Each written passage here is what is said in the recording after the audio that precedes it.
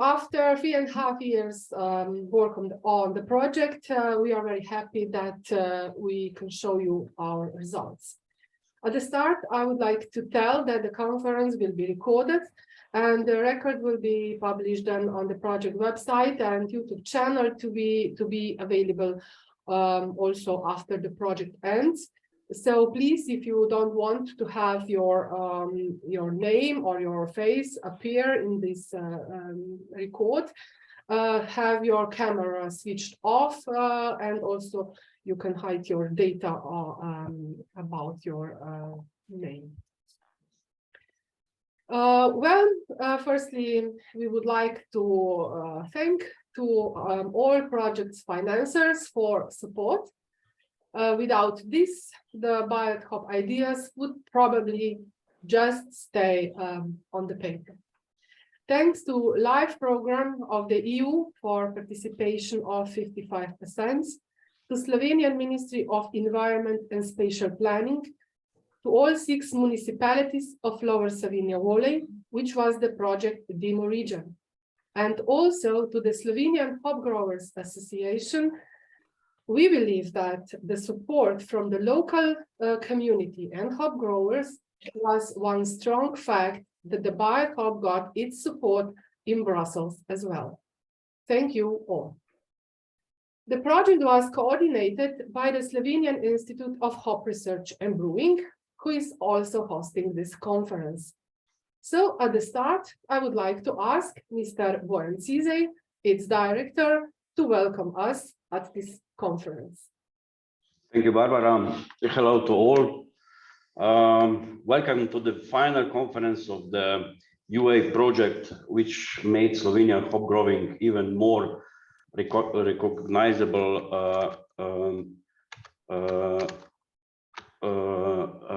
around the world.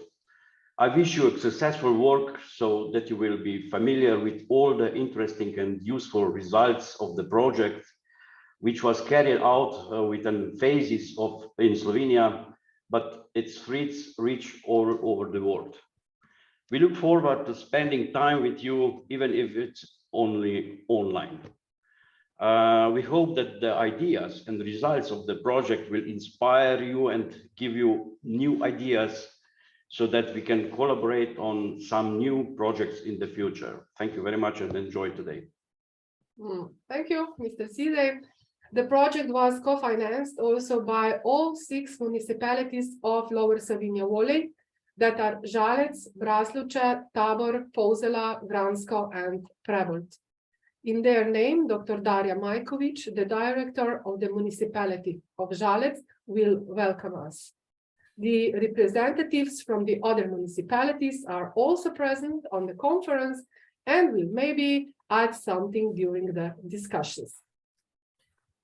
Thank you, Barbara.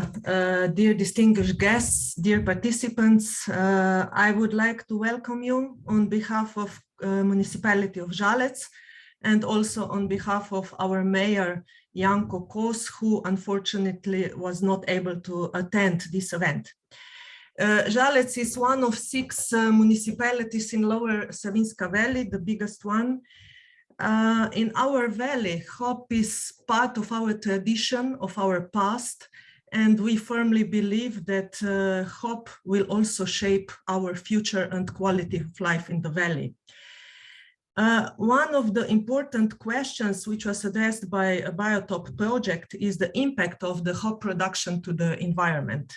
Therefore, municipality of Žalec did not hesitate to co-finance and support this project. It is, however, important at this point to emphasize what are our expectations. So we see this project as first initial step into hop production, which will incorporate the elements of the circular economy. So we are proud of the projects, of the result of all the work which was done. And we also, as a local community, did discuss this project's findings with previous and also current Minister for Agriculture. We firmly believe that the usage of biodegradable wine will have positive impact in the environment and also promote composting of the hop remainings on the farm. What we also believe is that the usage of biodegradable wine should be in a way supported by the CAP strategic plan. So we firmly believe that there should be appropriate measures to promote this circular economy approach on each hop farm in Slovenia and wider. For the conclusion, I would like to emphasize the importance of the next step after this project ends. What is expected by local communities here is foremost successful commercialization and implementation of project ideas in the practice. So I wish you all the best for the conclusion of this project, and also above all, important part of the next step of BioTHOP story. We will monitor closely the implementation of the project results in the practice in future years. So I would like to thank you, and I wish all the participants all the best, fruitful discussions, and a lot of project ideas for further collaboration. Thank you. Thank you, Dr. Majković. Very nice of you, and I'm sure you will follow the results. Oh, yes, we will. It's always good to have somebody that to do this, so we are more obliged to do it later. Mr. Janez Oset is the president of the Slovenian Hop Grower Association and the officer of the Order of the Hop, awarded by the International Hop Growers Convention. This title is awarded just to a few people in the world, so we are very happy to have him among us. Prosim, gospod Oset, da poveste nekaj uvodnih besed. Hvala lepa, Barbara. Najprej vsem skupaj en lep dober dan. Vsem udeležencem BioTHOP live programa se zahvaljujem, tako kot savinjskim občinam, ki so pristopile k temu programu, kajti želja slovenskih hmeljarjev je že dolgo, da bi se nekako rešili plastike, plastične vrvice, in zato je tudi Združenje hmeljarjev Slovenije pristopilo v ta program in ga tudi po svojih možnostih sofinanciralo. Koliko bomo pa lahko to vrvico uporabili, bo odvisno od tega, kaj bo prinesla slovenska hmeljarska proizvodnja, kajti trenutno je kar cena visoka. Zelo si želimo, da bi se nekako slovenskemu hmeljarstvu pomagalo, da bi res lahko to vrvico uporabile vse hmeljarske kmetije in da bi kompostirali, ne bom rekel odpad, ampak hmelje vino, ki ostane pri obiranju, kajti te mase je zelo veliko, in če bi lahko ta kompost vračali v hmeljišča, kar ga zdaj zaradi bolezni ne moremo, če bi prišlo do tega, da bomo lahko to vračali v hmeljišča, bi bil to zelo velik napredek za, mislim, ne samo za slovensko hmeljarstvo, za vso hmeljarstvo v celi Evropi, in vsem tem udeležencem, ki bodo za Slovenijo uporabili ta live program, želim, da bi zares jim to ratalo, da bi hmeljarstvo Evrope zares se rešilo plastike in da bi čim bolj živelo v naravnem okolju. Hvala lepa. Hvala, gospod Janez. To translate some important messages from Mr. Janez Oset. He looks forward for this biodegradable twine to be used in not only Slovenian but all hop gardens around. Right now, the price he said is quite high. And he hopes it will be more affordable in the future. At this spot, I have to tell that we are talking to people in charge that the use of this wine will be subsidized and so on. He also said that he looks forward that this future biomass that stays after hop harvest will be composted in the future, that farmers will learn this procedure because this biomass is huge and represents problems nowadays. Hvala gospod Osip. Welcome also to Ms. Tatjana Urhini-Valjavec from the project co-financer Ministry for Environment and Spatial Planning. I would like to ask you also to tell something more about the LIFE program as well. Thank you, and welcome to everybody to the conference. I was asked to tell something about LIFE program, so I have prepared a short presentation. I hope that you can see it. Yes. Okay. The first one we see. Maybe I can make it a little bit bigger. Okay, so our ministry is co-financing this project, and we are also in the other role. So the ministry, 3 of us are working as a national contact points for LIFE. I am a contact point for environmental projects, so I am looking at this one very closely and also checking the bills and so. And I'm very happy to see such a project in Slovenia as well, because I think there is a lot of things to be done and a lot of policies to improve in this field. So LIFE is offering an opportunity to fund and also to build knowledge in this field. LIFE program is celebrating its 30 years this year. And also in Slovenia, it has not so short history.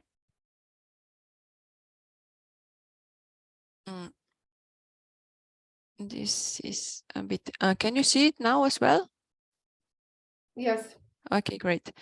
So LIFE in Slovenia was until now quite successful. Our proposals win 52 projects until now.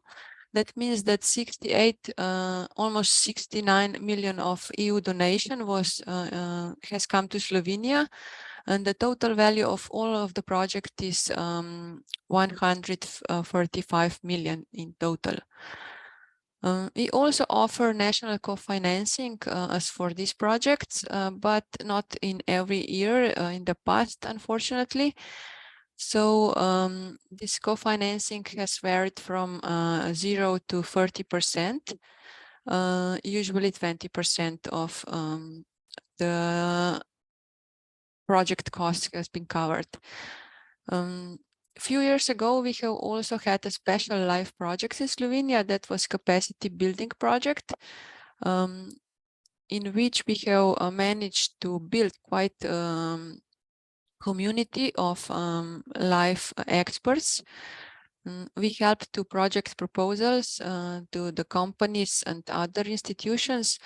So a few years ago, we were a very successful country, but the project is over now. So after quite good numbers, now we have not so many projects at the moment, but we hope that this will improve in a few years, because we have now applied for another project for capacity building, and we have also again introduced national co-financing.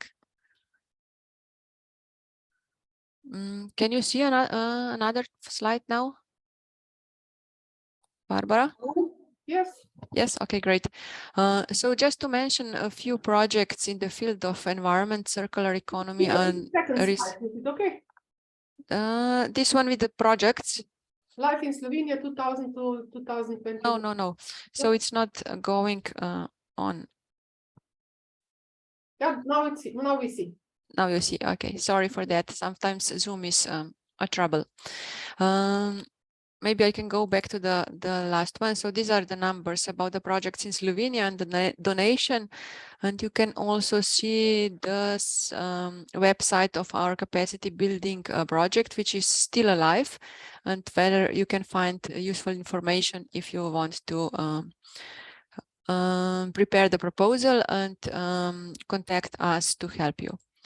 So we had, especially in last years, we have had quite a lot of projects in the field of environment, circular economy and resource efficiency in various fields like waste, water, waste pharmaceuticals, soil improving and so on.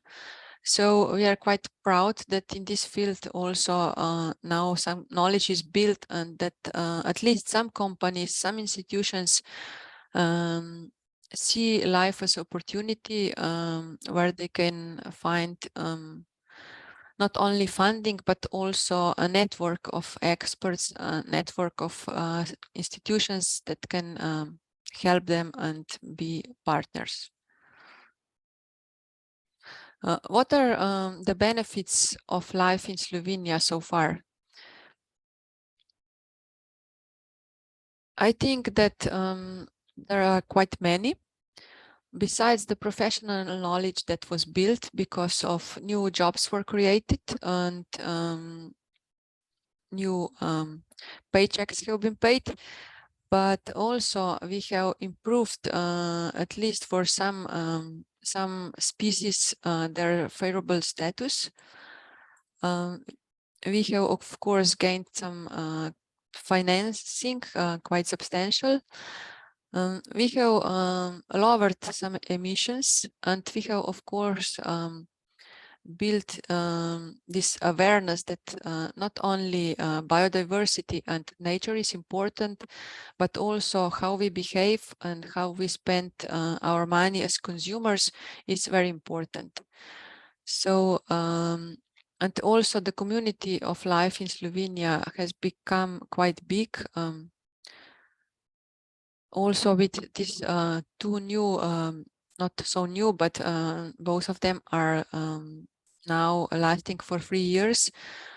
New kind of life projects in Slovenia is so-called integrated projects. At the moment, we are leading 2 of them, one in nature and one in climate field. So at the moment, at our projects, Life Care for Climate, for instance, 220 new people have been employed, which is also great in building capacity for new projects and also expert capacity. What will be the future of life in Slovenia after 40 years of this program? National contact points, we are still active, so we can help you, and we hope that we will get new projects, new knowledge. We have applied for new capacity building projects, so additional help will be there. This year we have introduced co-financing again, so 20% of eligible costs can again be covered by our ministry, and we can advise organizations which are thinking about the projects to share experience and to ask previous project partners to help them, or at least to share some experience, because this is valuable and can of course help when writing a project proposal. So this is what I wanted to tell you. I will be, of course, following your presentations for some time, but later on I will have to excuse myself because today we are having live committee meeting. So thank you. Okay, thank you very much. The International Hop Growers Convention was supporting the project from right from its beginning. We are very happy for this and thankful for all dissemination of the project results on the wide international level. I can say that the majority of hop growers and professionals in this field know at least some emphasis of the BioTHOP results. Please, Dr. Martin Pavlovic, the Secretary General, would you give us some words? Hello, all project partners and guests of this final conference. It is my pleasure to assist and follow the project activities in person from the very beginning as a member of the project team at the Institute. However, in addition, today I would like to greet you all on behalf of the International Hop Growers Convention. This is an association of hop growing countries, hop traders, and hop processing companies of the whole world, which means on all 5 continents, Northern Hemisphere mostly, but also in the countries in Southern Hemisphere. International Hop Growers Convention works in 3 committees, just in brief to explain you. In Economic Committee, to analyze hop market statistics and price trends. In Committee on Regulatory Harmonization, to discuss administration limits in hop exports, and in Scientific Technical Committee to promote and discuss research and professional results in hop growing, in hop quality, breeding, diseases and pests, plant protection, and so on. International Hop Growers Convention, as a hop industry network global organization, is being also a very good channel of dissemination of various project results, and also of this project. We did dissemination on several meetings in person, but also online. Actually, we presented activities and results, and we believe that also growers from other countries of our association will get interest and benefits of this project results. I wish you all a good conference time, and the word is back to Barbara. Thank you very much, Dr. Pavlovic. We would like to thank also all Slovenian hop growers who were actively involved in the project for collaboration. They trained BioTHOP twine in their hop fields and performed composting. And not the latest, to all hop growers in Belgium, Austria, Czech Republic, and Serbia who tested BioTHOP twine as replication regions. Thank you all. There is a nice song which was adopted by Slovenian hop growers as their anthem, and I suggest that we listen to it and fall in the world of hop growing. And to welcome you one day in the project BioTHOP Demo region, Savinska Dolina, which means Savinja River Valley.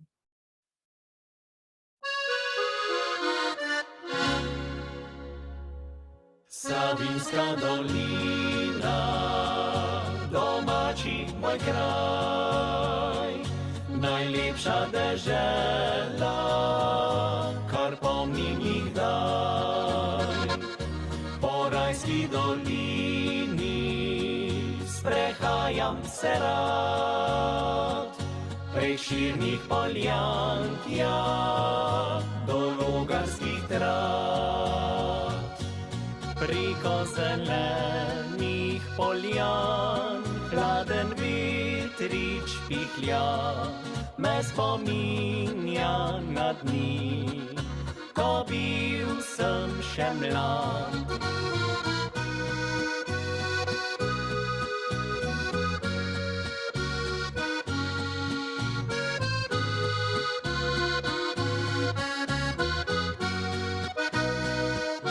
Tam pesmi najlepše hmeljari pojo,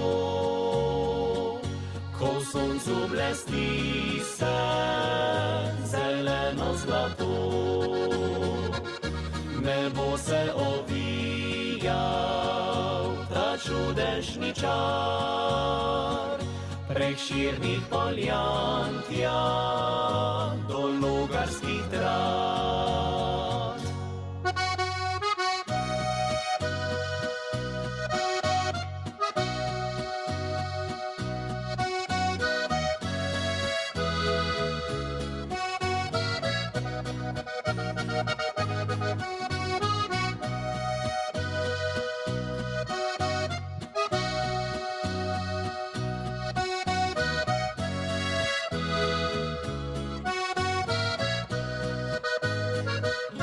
Savinjska dolina, najlepši moj kraj, cvetiča dehtiča, kot mesec je maj.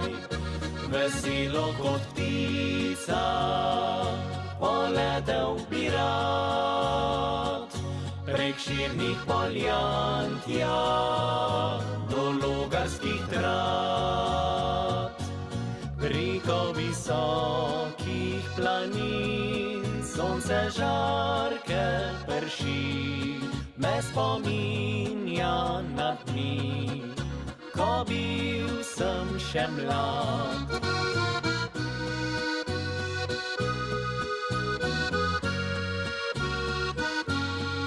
Me spominja na dni, ko bil sem še mlad.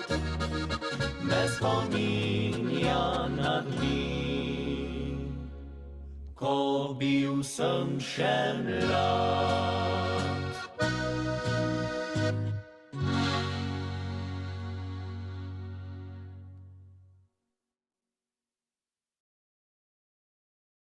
Welcome back. We will continue now with the BioTHOP project presentation.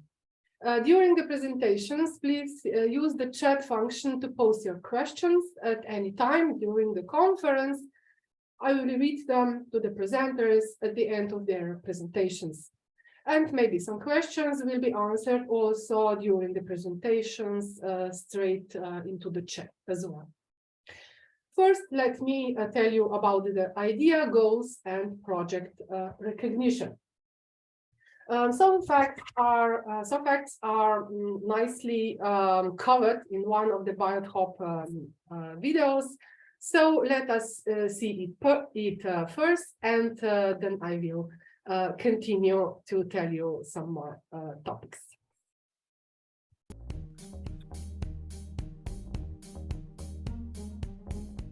Plants of hop species are grown almost exclusively for the brewing industry, where raisins and essential oils from female cones are used for beer aroma, bitterness and stability. Within European Union alone, around 2,600 farms are engaged in a hop industry, covering the 26,500 hectares, which is 60% of the total surface area used for a hop growing worldwide, with an annual hop production capacity of over 50,000 tons. In 2019, Slovenia was ranked as the 4th EU largest hop producer and the 6th in the world, producing around 2,600 tons of hops on 1,600 hectares. Hop is perennial dioecious climbing plant, which means that it needs a support for climbing during the growth. Most of hop growers in Slovenia use plastic twine to support hop plants. Hop cones are the only useful product of the hop plant, while the remaining biomass, wines and leaves, representing 2/3 of the harvested biomass, is currently discarded as a non-compostable waste.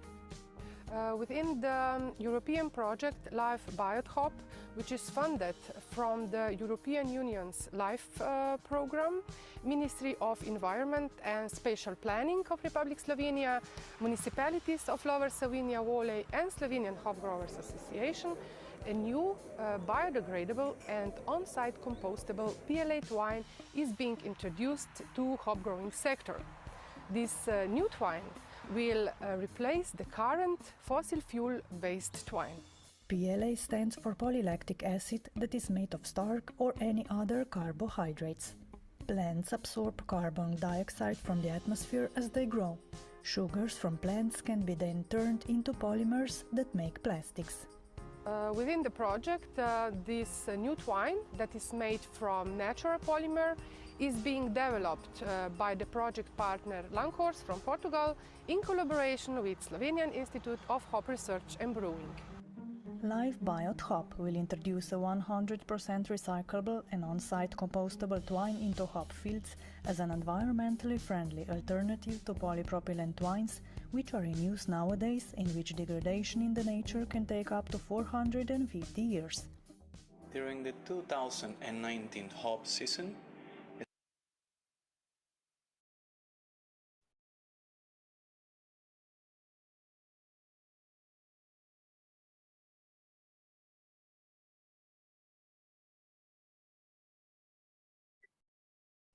Hop training systems in Europe are based on wire or polypropylene twine trellis, usually pinched for about 6 to 7 meters above the ground, on regular arrangement of wooden or concrete poles.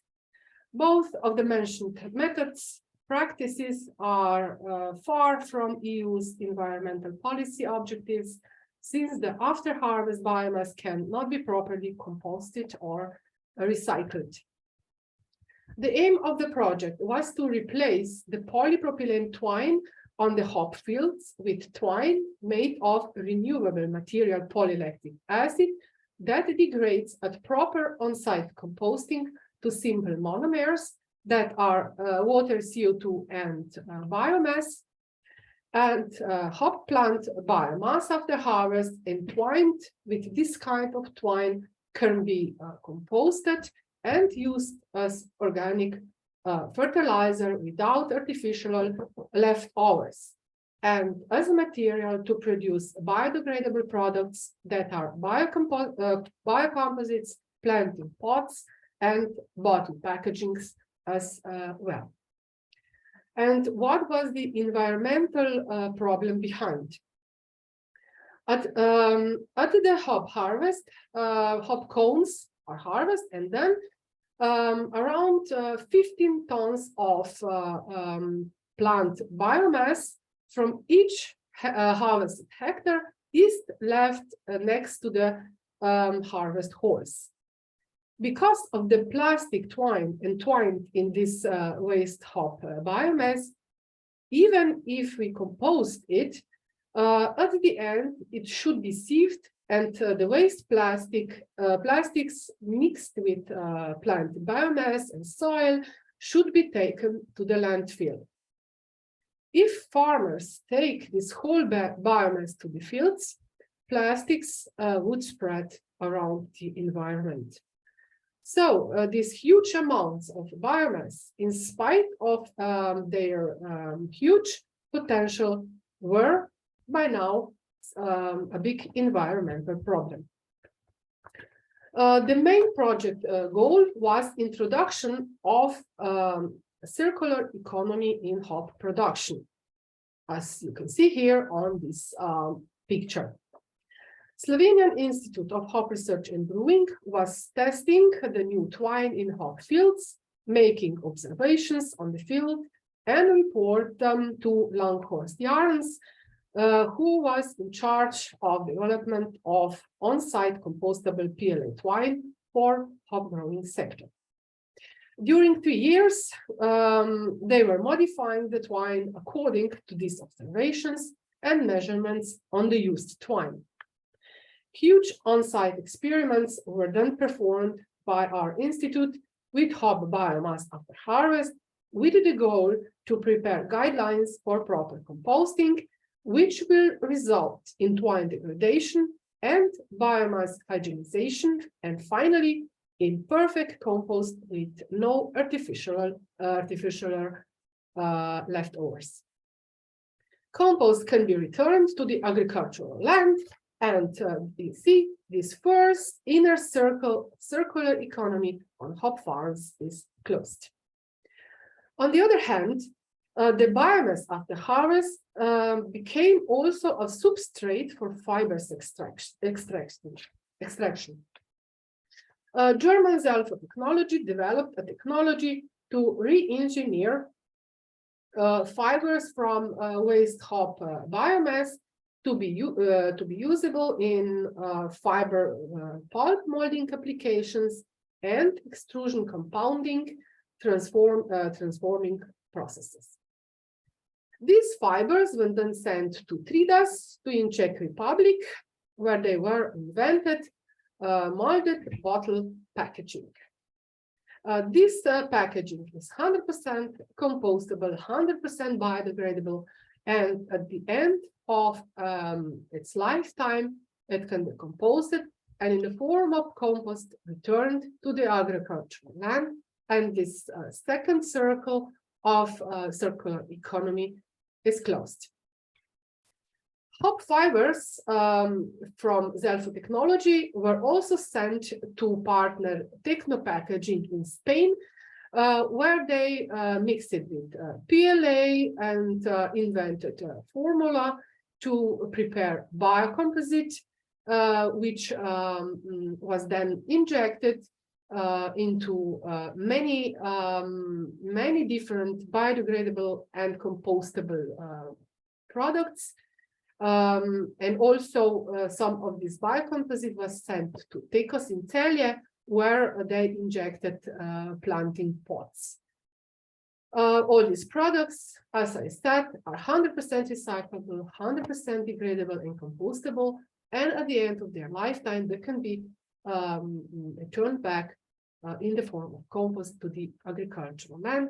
And this, the third circle, circular economy in hop farms, is closed.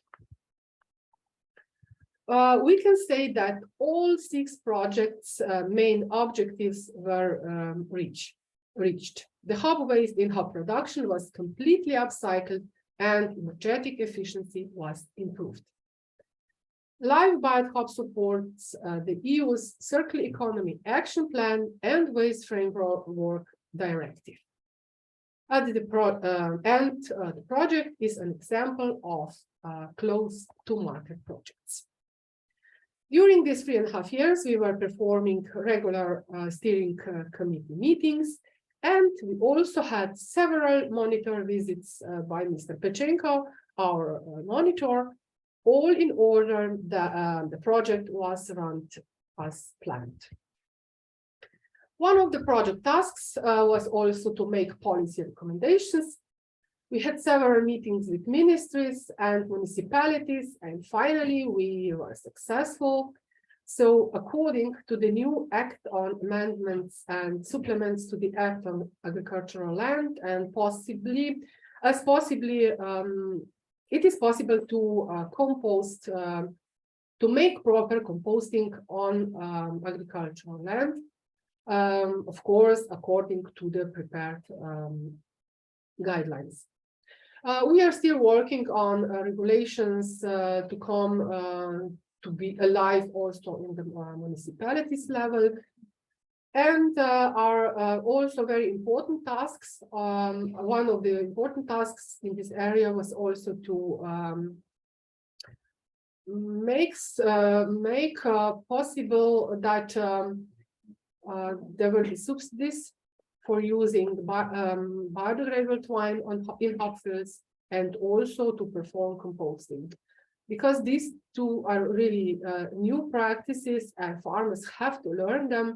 So we believe that it is important, at least for the start, that they get some subsidies, some help, so they will be more interested in absorbing these new technologies. The project was also recognized on the regional, national, and EU level. We got a bronze award on the national level by the Chamber of Commerce and Industrial Chamber, and also other awards that we were very happy that the project was widely recognized. You are invited to see, have a look on several videos we made during the project. You can find them on the project's YouTube channel. We have also a website which was regularly improved, and it will be like this also after the project ends. We were very active on Facebook page, which we will continue after the project ends as well. We have also LinkedIn and Instagram pages, so you are welcome to see them if you're not familiar with them. Thank you for attention for this start presentation to get familiar with some facts of the project. We will continue now with presentations according to our agenda. I would ask Mr. Fernando Eblagon from partner Lancaster, Portugal, to present us the work on compostable BioTHOP twines for hop growing sector, a successful story. Please, Fernando, the floor is yours. Good morning, Barbara. Thank you very much for your kind introduction. I will try to be brief. I don't want to take a lot of time. I think we're a little bit behind schedule already. So I will share my screen and some ideas on the development process and how the project went for us in terms of the development of the twine. So you don't see Lancaster yarns here or Lancaster Aeronated Portugal. We had a change of image not long ago, and we're more focused on the Wanarco brand nowadays. But the success story stays. And I will start first with the agenda. It's going to be going through first the objectives of the project, what the development process looked like, what the field test results were giving us, what kind of iteration we took from there, and the final product design and validation. So in terms of the project goal, it was a very simple goal from the start point. And on the left-hand side, you can see a greenhouse. It's a tomato greenhouse, to be more specific. I think it was in France, where we're using compostable twine for the production of tomatoes. And this is a product that we developed around a decade ago, and it's been very, very successful in the market. At the end of the season, of course, the tomato producers can grab all their green waste together with the twine without any separation, and they can compost it either themselves or they can send it to an industrial company to be composted. So it's a product that we were comfortable with, both in tomatoes, peppers, cucumbers. And the goal was to take this know-how, this product, onto the production of hops.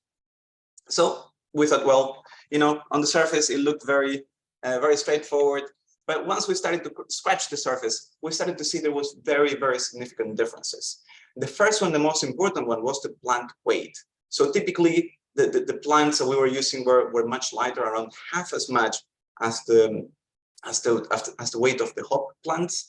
The height of the trellises was also much higher, at 6 or 7 meters, as Barbara mentioned.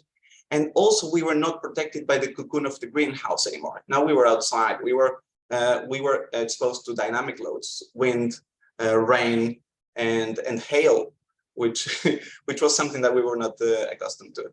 On the other side, the installation and removal was quite different. There was a lot of mechanized work being carried on the hop production, and also the compost was to be done on site, not anymore on industrial level or in tunnels, which is typically what you find in the tomato production, at least in Western Europe. And also the amount of biomass we could get out of hectare was different. So all in all, the only thing that we had in common between these two applications was that the twine was to be knotted on the overhead wire. Everything else we had to work and try to adopt the product in order to make it suitable for the application. So in order to develop the twine, there were actually 3 actions that were tightly knit in order to get to a good and usable product. And the part of developing the compostable twine, that was up to us, to Lancaster engineer, Lancaster Aeronated Portugal. And then there were 2 more actions. One of them, action B 2.2, was to validate and test it in the field. And action B 1.1 was to check that it was actually compostable, that it was working well after the season was finished. So every time that we made a development or we made a change on the product, we needed to bring it to the field, test it, and get the feedback also from the composting, and then feed it back onto our design process. So every year, we had every year one chance or one window to test things.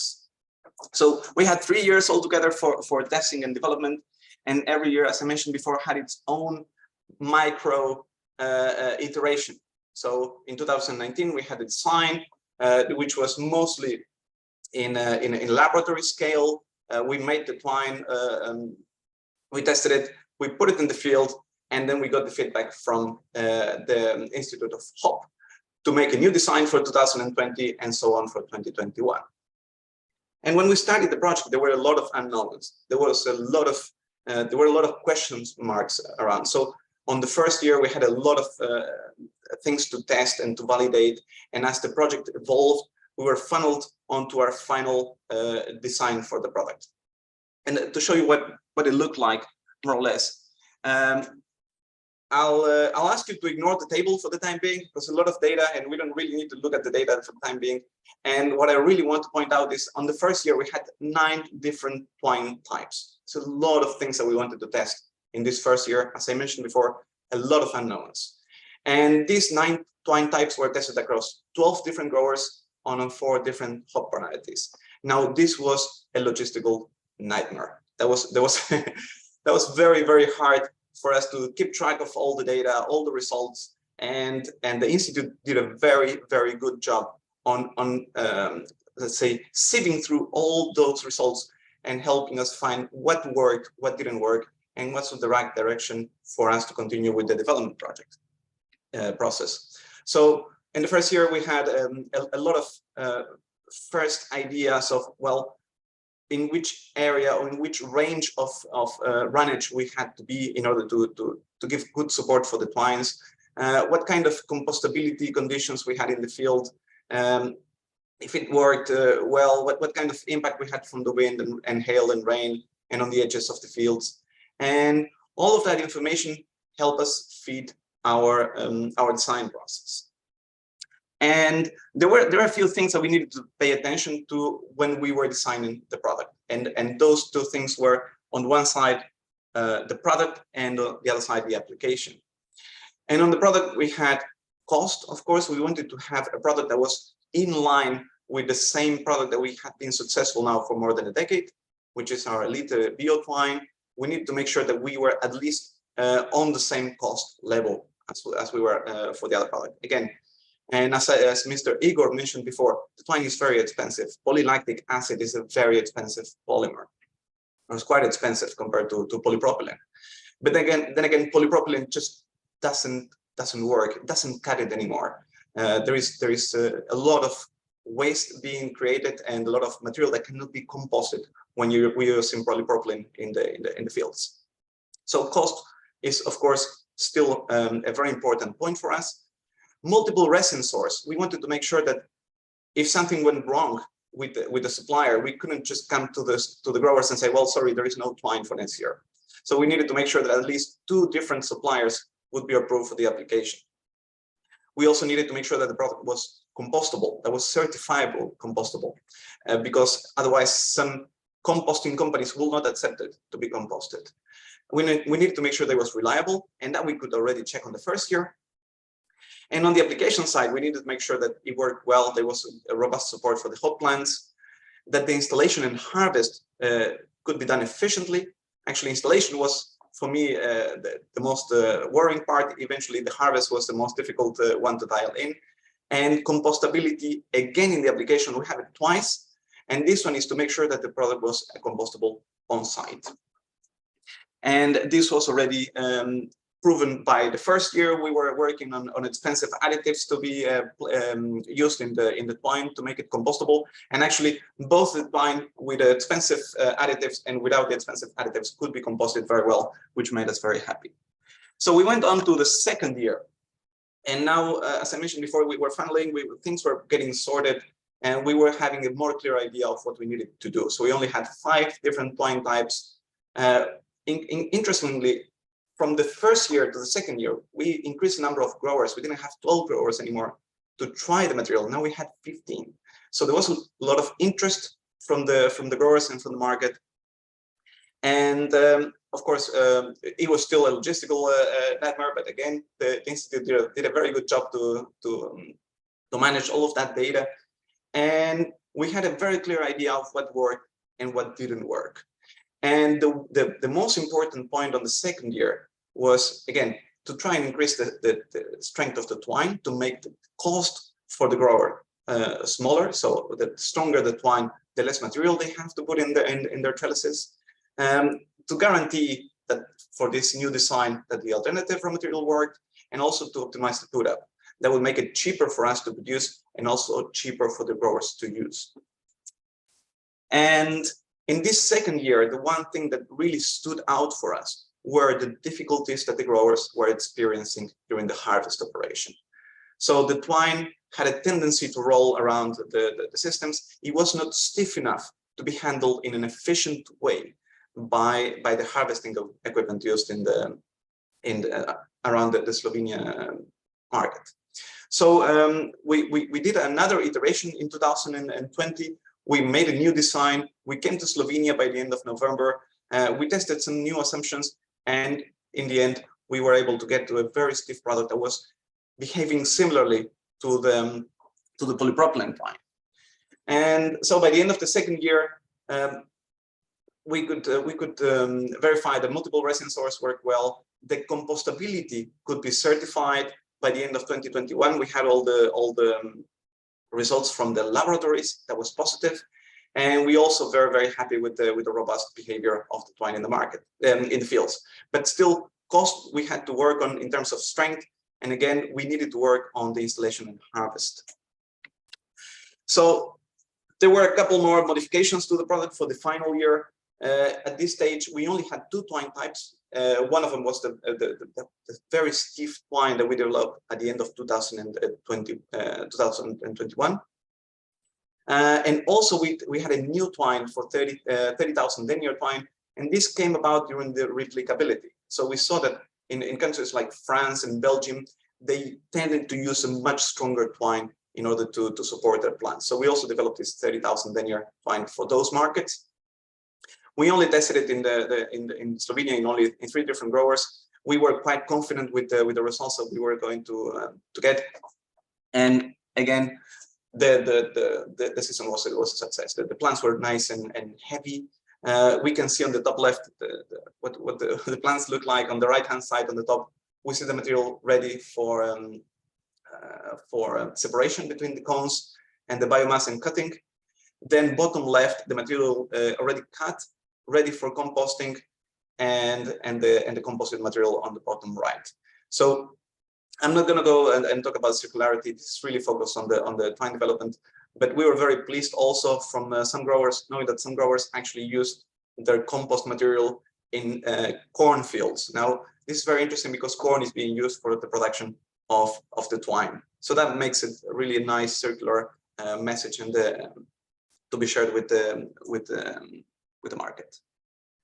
So finally, last year we were very confident about the cost. We were very close to the cost of the product that we had in the market already. So for the Elite BioTHOP that we've been selling to the tomatoes and cucumbers for a lot of years, and also we could solve the installation and harvest issue, mainly the harvesting issues that were bothering us in the previous years. And also you can see on the right hand side that's a piece of compost that was that we looked into one of the growers, and you could not find any twine in that pile of compost. The composting was really very well done, and all the twine was gone. So that was very welcome for us. In the end, in March of 2022, we got our final certification by DUV. Now this extended our certification up to 30,000 deniers. So that's including the heaviest hop twine that we could produce, and also we got the approval for both polylactic acid suppliers. So that makes us more nimble, more able to react in case we can get lower cost resin for this product. So finally, what we had was a final product design. Well, we had two products with 18,000 and 30,000 deniers. The strength of the twine, maybe 2.5 grams per denier doesn't say much to anybody, but it's around 10%, just over 10% higher than the benchmark that was there in the market. Also, we could make a packaging or increase the packaging size to 7 kilograms per volume, which was much more efficient for us and also for the packaging material and for our customers. And in the end, the thickness and the twist level of the product allow us to make a very stiff twine that has a good behavior during the harvest operation, which was the most expensive part from our side. On the right-hand side, you can see a finished pallet ready to be shipped. This product is already a commercial product. It's been sold already to 3 different markets. And we have distribution. We have our colleague Jos Lemmens here from the commercial, the product manager. We have distribution set up in place for 8 different countries. So all the main regions, all the main hop producing regions are being covered by distribution partners for this product. So all in all, why is this a success story? Well, I've been working with horticultural product development now for the best part of 15 years, and it's very seldom that you can go from an idea to a product that is tested and proven and commercialized in such a short time, in 3 years. And the reason for that is that every time that you try something, you have to wait 1 year until you can do your next iteration. Communication with growers and farmers is not very easy to do, and the way that this project was built around the stakeholders, around the growers, around the farmers, together with the project partners like the Institute of Hop Research and all the other project partners, made it possible in such a short time to go from an idea to a successful commercial product. So for that, I would like to thank the project partners and the stakeholders and the growers that took part and helped us reach this point. And I will give the word back to Barbara. Thank you, Fernando. It was a very nice flower at the end, inspiring. Thank you. We will, if somebody has a question, he can pose it now, or please write questions in the chat area where we are quite active. During your talk, Fernando, we were talking there about the twine. So no questions for you. Yours was answered everything. So I think by now there are no questions, but if they appear, just write them and Fernando can answer them, or yours later during the day. We will continue now with our agenda. The next presenter will be Mr. Jan Trost from the Slovenian Institute of Hop Research and Brewing. He will report about validation on BioTHOP twine performances from hop field experiments in Slovenia and abroad. Please, Jan, the floor is yours. Hello all. I will present you the validation report on BioTHOP twine. So before the start of the project, there was an idea of introduction of biodegradable twine in Slovenian hop growing sector. There were different twines considered, from PLA, cellulose, hemp, and coconut fiber twines, but the PLA was considered most optimal because it's most similar to the polypropylene twines, which are most commonly used in Slovenian hop growing sector. Slovenian Institute of Hop and Brewing had to do some preliminary testing to see if the twine is potentially useful for outdoor growing, because the twine was, like Fernando said, designed for greenhouse growing in Northern Europe and for vegetables. Together with Langhorst, we decided that with some modification, the twine would be useful for hop growing. The best characteristic of the PLA twine for Slovenia was that it's very similar to polypropylene twine, which growers use. So there was no need to change the technology. They could use the same machines and same equipment and the same knotting system in the hop trellis. The first year, the main The main focus was on the twine performance on hop fields in outdoor conditions, because many factors can affect the twine, such as solar radiation, wind, humidity, storm, and pests. IHPS team made measurements of the twine strength, and the PLA twine is stronger than polypropylene twine. So there was almost no problems in the field at the hop growers who tested it. Also, the compostability of the twine was satisfactory, so there was no problem with this. Based on the results of first season, modifications were made and several different twine types were made for the next season to see which would be the most suitable for hop support and how they will alter the process of hop harvesting. Regular observation of the twines were in the field were performed by IHPS in Lower Savinia Valley. All the time we were in contact with Langhorst yarns. The samples of the twines were collected at the end of the season and sent to Langhorst for further investigation. As there were mostly no problems on the hop fields, the focus was on the performance of the twine on harvest machines, where at start some problems appeared. The twine was a bit too soft and it was tangling on the rotating parts of the harvest machine. So this was the challenge to be solved in the next years. It was also planned to replicate and transfer the BioTHOP results to other EU regions and industrial sectors. The replicability and transferability of project results were focused on 3 levels: other transformation processes, new applications, and trans-regional replicability and transferability.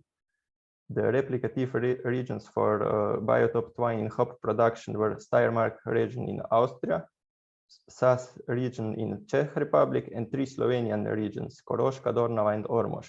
The BioTHOP twine was tested there on 1 hectare each in each region.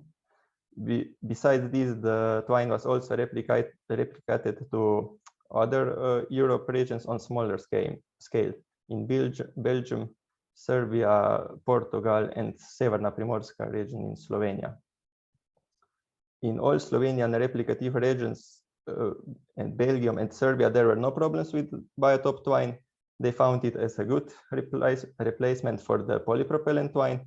They just had to learn how to sharpen the knives and adjust the knife on the harvest machine, and the technology was easily implemented.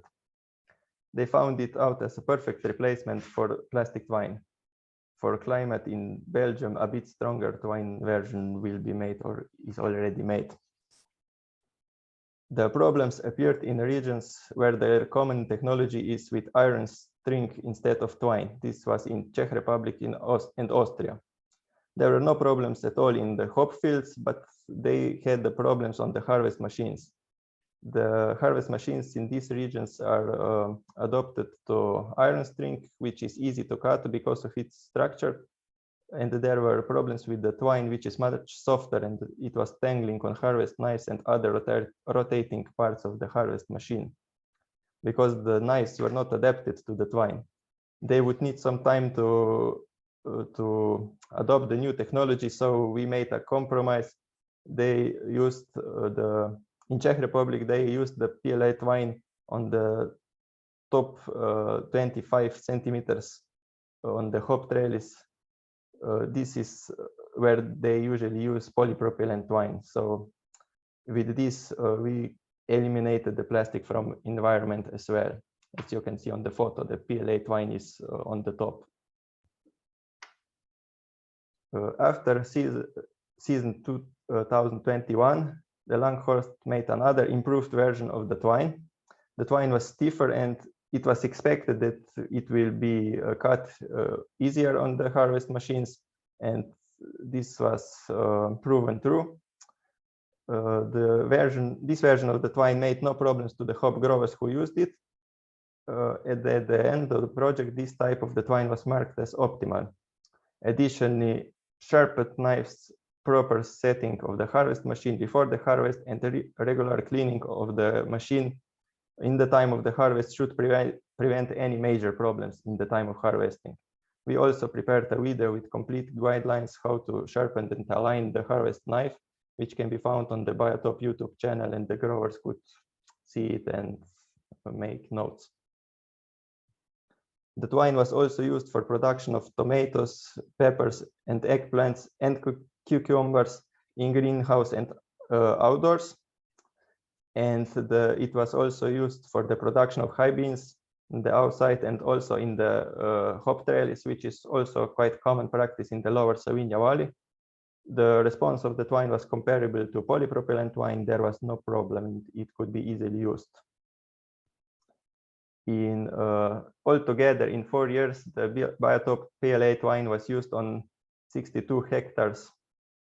And at the end of the project, we can proudly say that the twine is suitable for hop growing sector. It doesn't require any major changes for hop growers who have their technology adapted to polypropylene twine. And the twine is also been commercially available in Slovenia from spring 2022. Thank you.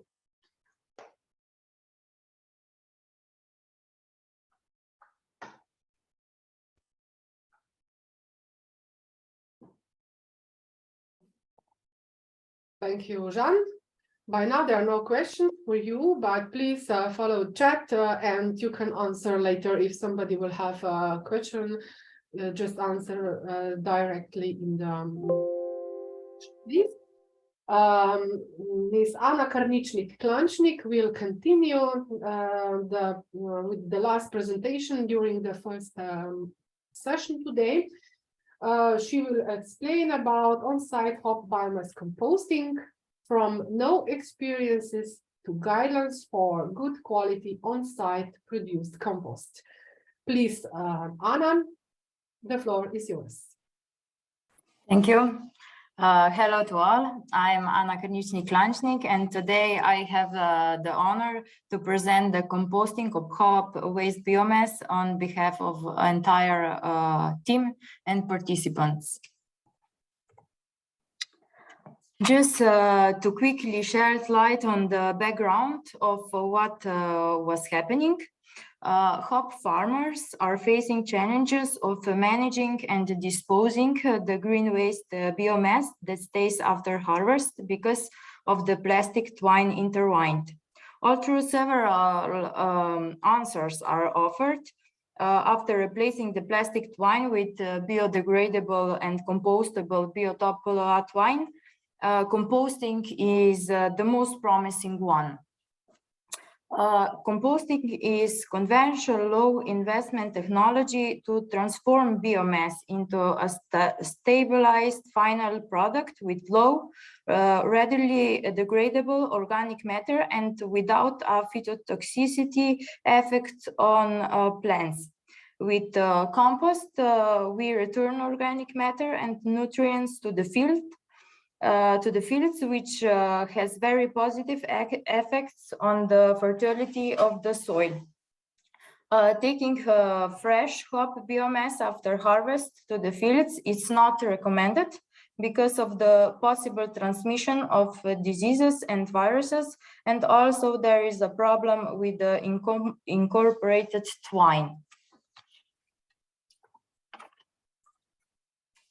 Hop waste biomass can be taken to industrial composting plants where it mixed with other organic material, thermally and technically proceeded and shifted through polypropylene residues so that quality and safe compost is created. Another option, which is much cheaper for the farmer, is on-site composting. With implementation of the biodegradable BioTHOP twine, the hop biomass after harvest became a valuable material for composting because the twine degrades at proper composition in some months to CO2, water, and organic matter together with the biomass. Let me introduce the activities during the project. In 3.5 years, between September and April, we composted 750 tons of hop biomass at 12 different hop growers and also at the Slovenian Institute of Hop Research and Brewing. So based on the knowledge that we got from previous season, we set the composting piles for the next season. The tests were set to investigate if oscillators are needed at the start of the process, how big should the piles be, and to which conditions the biodegradable BioTHOP twine must be exposed to in order to be optimally degraded and biomass hygienized. So the input material varies upon the structure. There could be leaves and stems together, or leaves and stems separated on harvest machine. So the first important finding that was we have to start composting immediately after harvest. The second, that the twine and the hop stem should be cut to small pieces. And the third, that the pile has to be turned according to the temperatures measurements. All this able proper availability of nutrients and thus microbial decomposition, so we get optimal and mature compost within 7 months. You see, every hop grower has a bit different regime of collecting the biomass at the harvest. That it depends on the type of the harvest machine. Some have mixed whole biomass and some leaves and stems separate. So even have whole unchopped stems and so the twine. So altogether, we tested more than 10 different regimes. In each of the pile, we were following the temperatures, which was measured each day in the first 2 months of composting. According to this, the pile were turned and mixed regularly. We analyzed nutrients at the start and the end of composting and make a visual observation.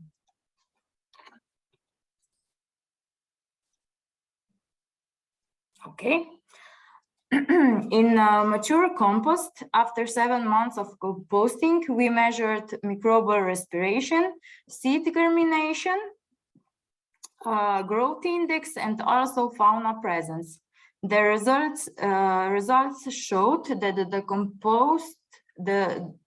the compost stimulated germination and the growth of selected plants, while the respiration tests show that compost after 7 months of proper composting are mature with low respiration rate. Microscopy revealed the dominance of bacteria compared to fungi and all samples, and also a good fauna presence. And finally, chemical composition, which indicates suitability for compost use in arable land. Okay, let us see some highlights. During composting, we also collected leached under the piles. This showed out the need of covering the compost in late autumn after the thermophilic phase with semi-permeable membrane to avoid nutrient loss. We are happy to tell that the BioTHOP pellet wine in the compost piles at proper composting lost its strength and almost whole degraded in first few months already. Composting the whole biomass after harvest, so leaves and stems together, is more efficient as composting stems alone, as it provides more nutrients and less empty spaces, thereby generating a longer thermophilic phase, which is crucial for BioTHOP twine degradation and hygienization as well. The combination of small particles of biomass and frequent turning of the pile are two most promising factors for efficient composting. The percentage of organic mass over 35% indicates that the compost is within the criteria of the first-class compost. So hop growers loaded mature compost on the spreader and transported it across the field without problems. At the end of the experiments, technological guidelines for proper on-site composting were prepared in Slovene language and published in collaboration with two ministries, Ministry of Environmental and Spatial Planning, and Ministry for Agriculture, Forestry and Food. They do not cover only technological guidelines for proper composting, but also regulate that farmers should follow. They will serve as a basic for proper composting that leads to good quality compost and to an environmentally friendly approach, and are published publicly on the link here. The fact is that if the farmer does not have a business to deal with waste, the compost he produces on a farm can only be used within the same farm. This is important. So now let us present you the chemistry of the final mature compost. According to the current institute measurements, a ton of compost from hop waste biomass with an average moisture content of 70% contains 8.1 kilogram of nitrogen and 1.14 kilograms of phosphorus and 3.24 kilograms of potassium.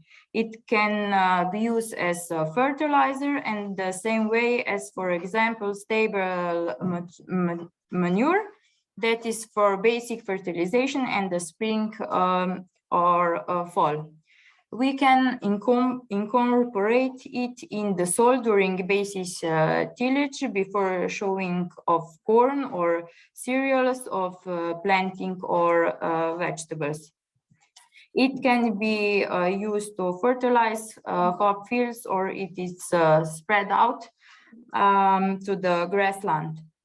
In the case of composted hop biomass from hop fields infected with hop wilt, as a precautionary measure, we recommended that the compost is not returned to the hop fields, but it's rather used in other fields or grassland. If we take into account the limitation of the annual nitrogen intake, which amounts to 250 kilograms per hectare nitrogen from organic fertilizer, we can spread a maximum of 30 tons per hectare of such compost in 1 year, if the compost would be the only fertilizer. If we use also other fertilizer, the amount is proportionally decreased. By looking at the soil analysis and nutrient removal from the soil with the crop, we can more actually calculate how much compost can be used to fertilize a certain crop. We iterate to 5-year fertilization plan, because this way we ensure the gradual achievement and maintains a good soil supply with nutrients. So at the end, we would like to present you shortly the guidelines for proper hop biomass on-site composting, predisposition for appropriate composting of hop biomass after harvest is usage of a biodegradable BioTHOP twine as a plant support on hop fields in the spring, Before harvesting, the knife on the harvest machine, like Jean also said, has to be checked, sharpened, and set for cutting the stems into pieces smaller than 5 centimeters. During the harvest, the knife has to be cleaned several times per day. Before composting, the location of placed compost pile has to be determined and line with national rules and also regulations. The compost pile has to be set right after harvest or no later than 2 days after. This is important. Biomass could be collected on a tractor trailer and transported directly to the location of composting. Otherwise, the collecting biomass place could be right next to the harvesting hull, later loaded on the trailer and taken to the location of composting. The optimal direction of compost pile placement is north-south.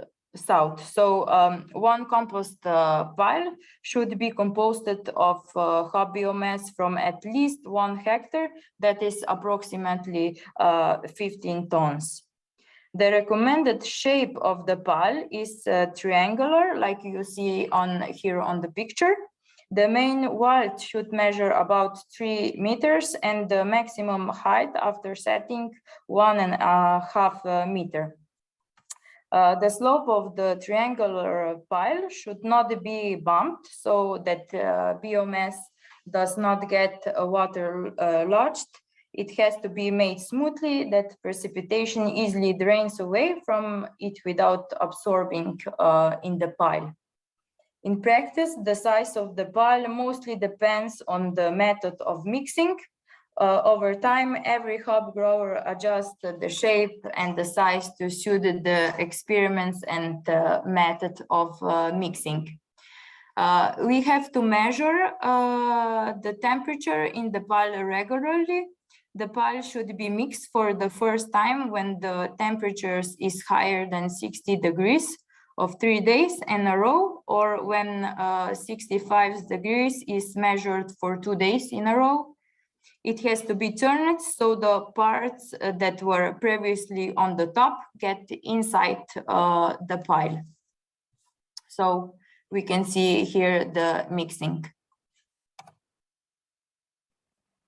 Okay, so in the stabilization phase, the compost temperature drops below 40 degrees. It is then advisable to cover the pile with semi-permeable membrane. This is usually in November. Stabilizing compost is cooling down and heat up significantly when conditions change.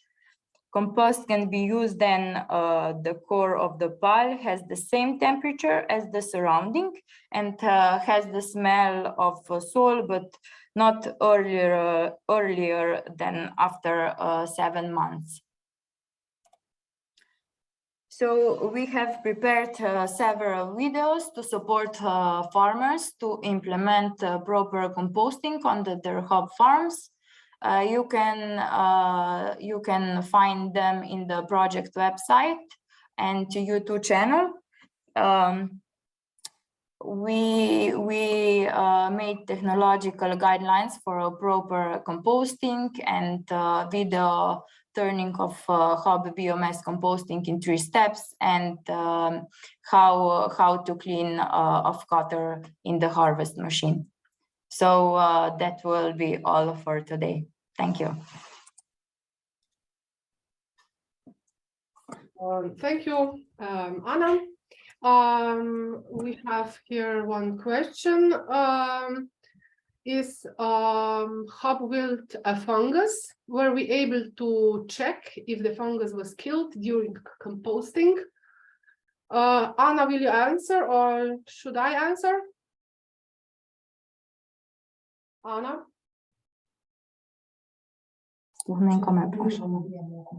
Anna, okay, I will answer. Yeah. I think here I am. Yeah.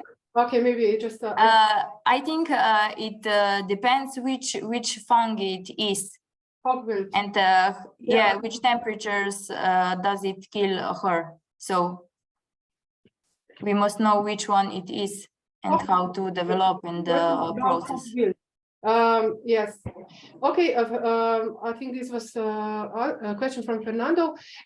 Yes, we can.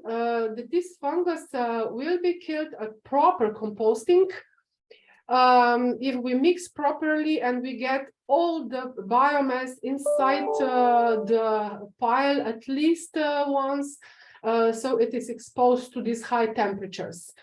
However, if we know that we have hop wilt in our hop fields, it is always better not to apply this compost to hop gardens then. It is safer than maybe a part of biomass was not exposed to these high temperatures, and so to be safe, we apply this compost to maize field or meadow or grassland or weeds or whatever, not in hop gardens, and we solve this question. I think there are no more questions. There is one question from Mr. Richard Powell in the chat. Fernando, for you, have you read it? I have, and he does make a very good point, which we learned during this the 3 years of the project. Discipline on adjusting the machine and maintenance of the machine is really, really critical. But I think it's also the same situation when you're using polypropylene twine. If you don't adjust your machine, it probably can start having problems with the twine getting tangled. But yeah, it's a very important point there, Richard.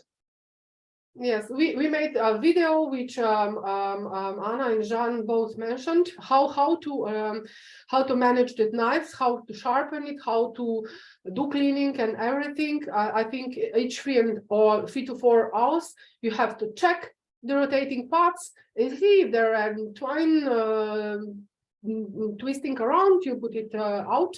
Of course, you have to switch off the machine then, but okay, I will not teach you this. But anyway, it's better to be recorded. But as if you do this, our farmers, our hop growers did not have any problems at all. So I think these are all questions. If somebody has some more questions, you can pose them to this chat function. We will answer them later.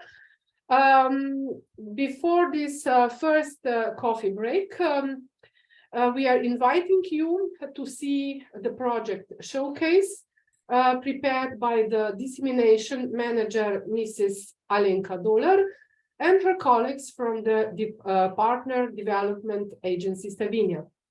Besides dissemination managing and others, they were responsible also for business and industrialization plan of the project.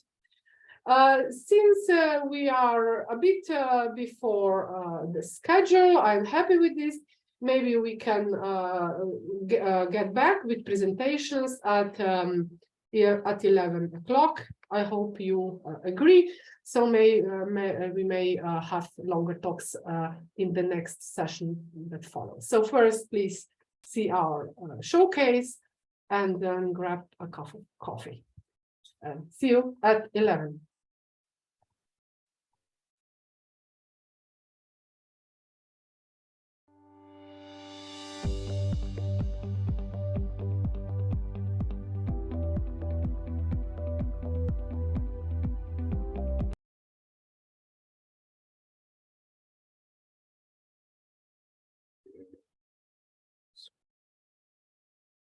Okay, everyone see it? Good. Yes. Yeah, ZT were asked some time ago to take part in this this project, in that we are experts in the manipulation or the engineering of natural fibers, and I think we've quite enjoyed the project. It's been full of challenges. I have to say that we didn't expect but the international aspect is something we found very special. So I'll go on with the presentation itself, challenges and opportunities. Firstly, for anyone who's on the conference who doesn't know exactly what we do, because you're invites to this particular conference, what we do is we engineer fibers. That is, we change the shape of fibers, cellulose fibers, normally agricultural, what we call residuals or any other waste materials. We restructure the cellulose, and then there's a kind of networking going on, and also the hydrogen molecules come together.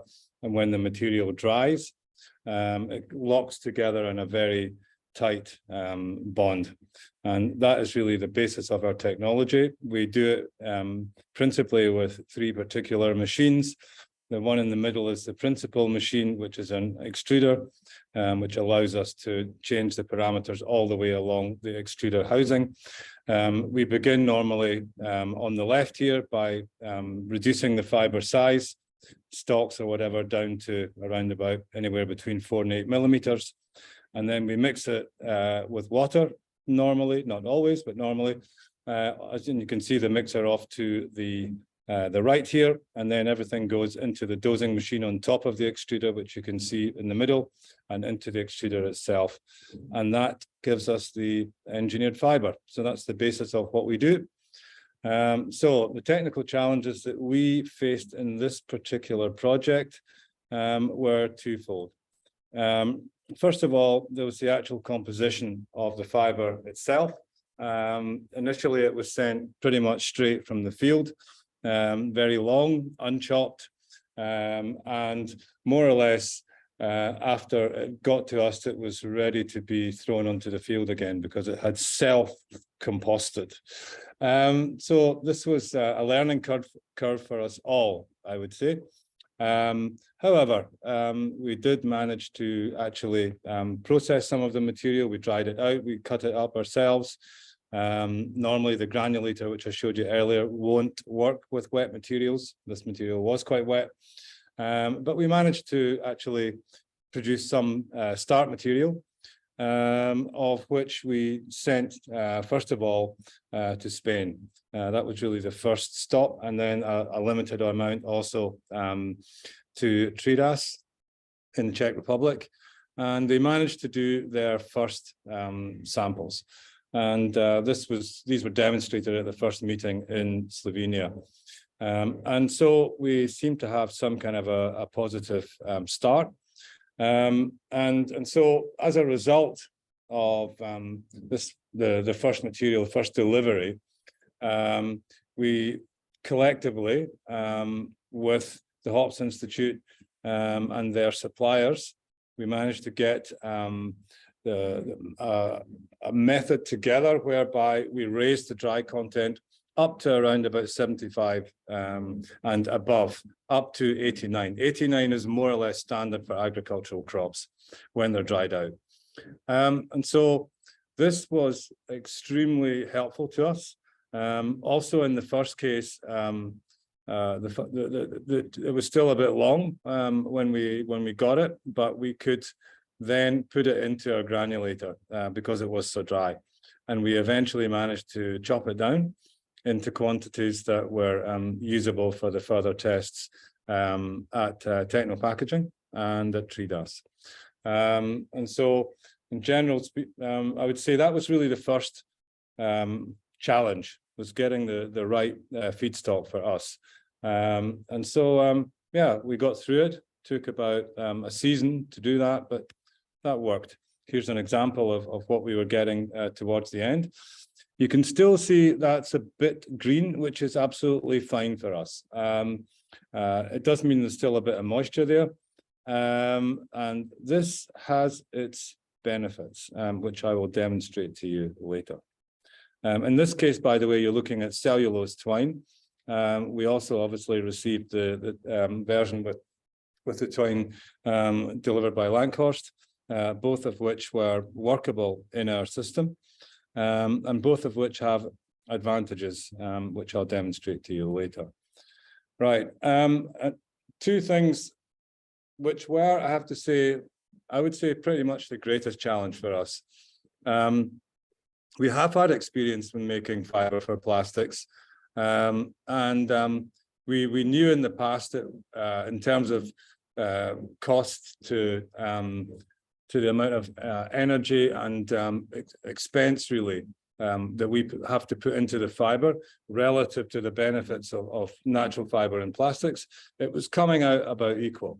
And you know, we made this known at the beginning of the project, and we in discussion with Techno Packaging, we came to the conclusion that we could use our technology in the project, and that our technology would be essentially a way of establishing what was the level to which you needed to grind or refine to get a material that really worked in plastics and that would eventually, not necessarily with our technology, but eventually be cost effective.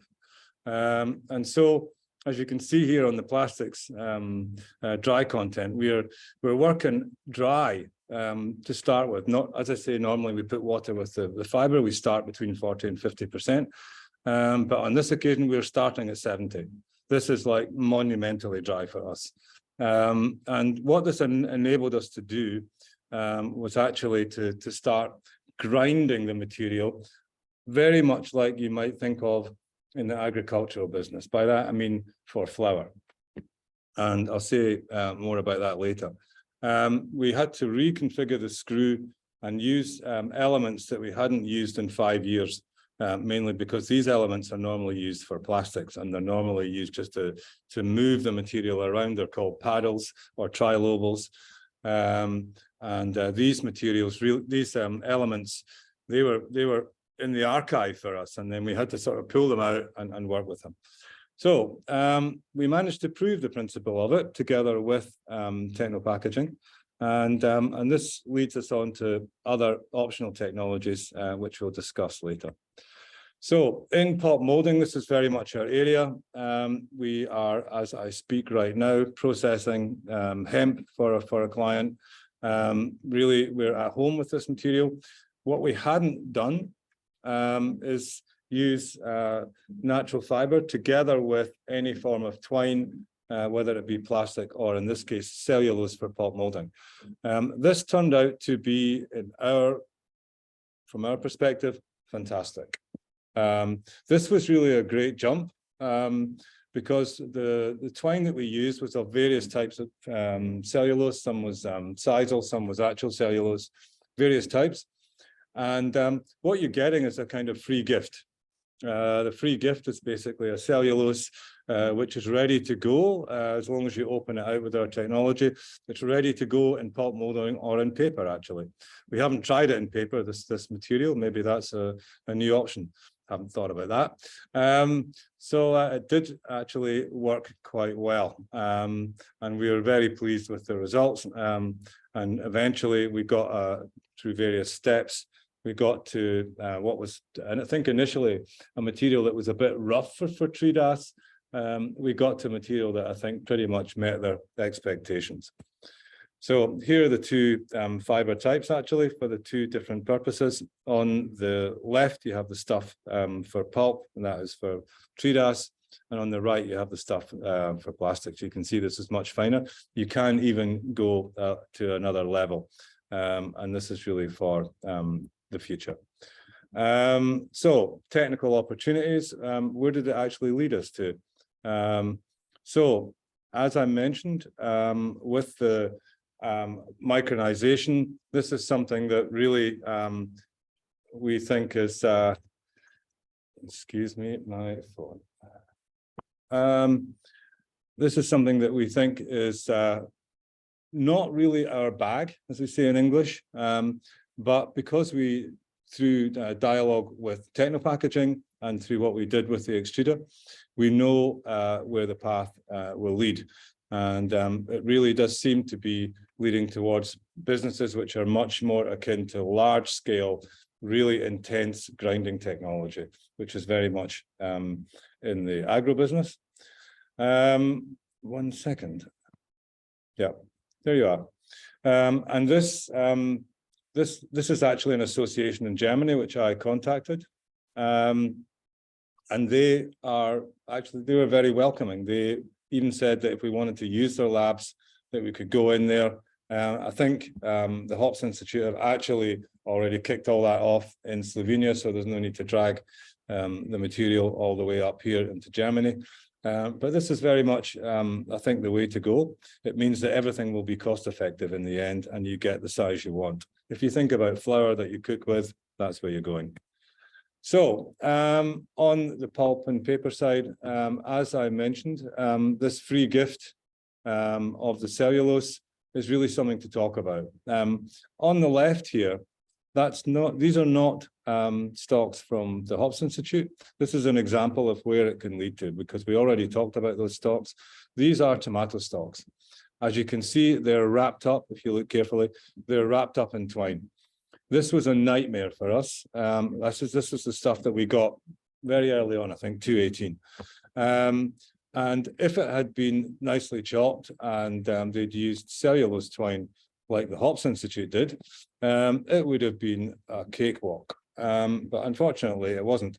But we now know that if, for instance, the Langhorst want to introduce it into tomatoes, into the greenhouse industry, growing industry, then really there's an open door as far as we're concerned. Okay, we talked about the green stalks, and I mentioned that there was obviously some moisture there. Well, we have already patented a technology whereby we can squeeze out various properties from the fiber. And in this case, you can see us working with the hops and basically extracting proteins and hemicelluloses and whatever. I believe that the Hops Institute did actually send some for analysis. And you either get, from our experience, you either get a bio-based fertilizer, which you can put immediately onto the field, or you can get yourself a biomethane generating gas, which will give you the energy you may be required to run your plant. So if you see it on the right-hand side there, you can see my hand with a nice fizzy 1 liter tube of container of the material. So lastly, now this was really, I'd say, this is an extra over. We weren't actually asked to do this in the project, but I think most partners have gone beyond expectations. And because of that, we wanted to sort of see just how far this material could take us. And what you're seeing here is me showing the Secretary for Industry from Germany, BioTHOP panel. The guy in the grey suit is actually the Secretary for the Minister for Economics in Brandenburg, and behind him is the R&D Director for LIPA, which is the biggest paper company in Germany. They visited us in what we call the Real Labor, which is where I am now, and I wanted to show him exactly what we can do with various materials. And in particular, I wanted to show just how diverse our so-called platform technology is, the engineering technology. And so we demonstrated these panels.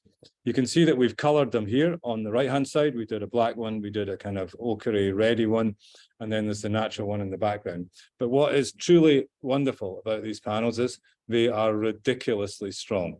Why are they ridiculously strong? Because of Langhorst's twine. Because obviously when we do hot pressing and the twine, we go over 160 at certain points. And so therefore the twine is obviously melting in and becoming a little bit of a bio binder here.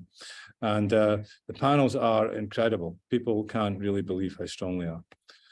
So here's other examples. You can see here how we might take it into industry. Here on the left-hand side, there are various panels that we produce using other fibers. It shows you how diverse it can go. On the right-hand side, you can see the transport sieves that we actually form the materials on. That's just before it goes into the press. We call this the cake. And above, there are various biocomposites using high and low density materials. Yep. And here's a plant, which is a typical plant if you wanted to install this in an agriculture area, such as the hop growing area, where you have our technology is over to the left, the right, excuse me, the feeding side for all of the plants, washing of the plants, separating the plants is all down at the bottom. That's one line. In the middle, you have a panel forming line, or it could be a pulp forming line as well, one or the other. And then over to at the very top of the image, you have a receptacle, a dryer for the fiber itself, if you wanted to sell the fiber to third parties.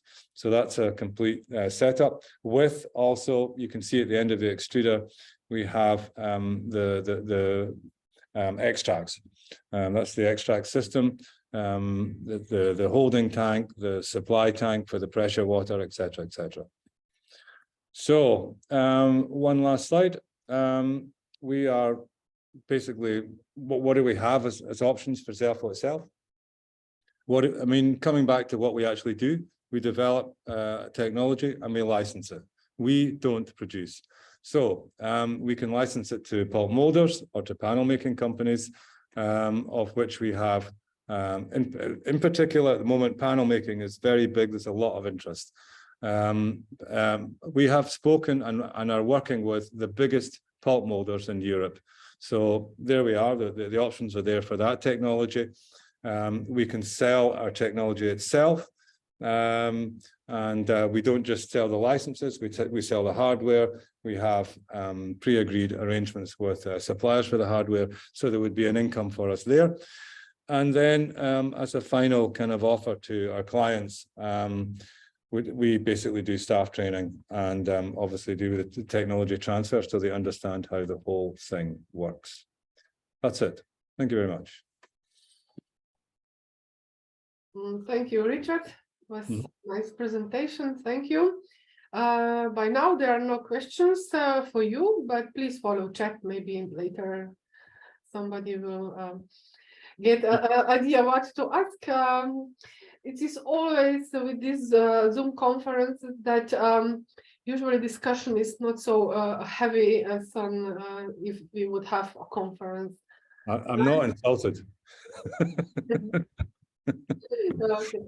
So stay with us, and the next speaker will be Ms. Irene Serrano from Techno Packaging Spain. She will be talking about making biocomposite from hop fibers, inject 13 biodegradable and compostable products, and she will tell how we are reaching different markets. Please, Ms. Serrano, to join. Hello, everyone. Good morning. Good morning. I'm going to share my screen. Okay. Let's.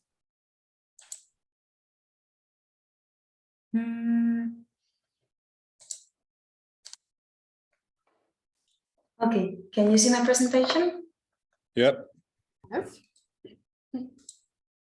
Can you see it now in full mode? Yes. Okay, perfect. Well, hello, everyone. My name is Irene Serrano. I am a research and development engineer at Techno Packaging, and today I will explain to you how the re-engineered hop fibers are transformed into biodegradable and compostable products for agriculture, and the replication potential of the BioTHOP materials for other applications. But first, let me tell you a bit about Techno Packaging. Techno Packaging is a technology-based company located in Zaragoza, Spain.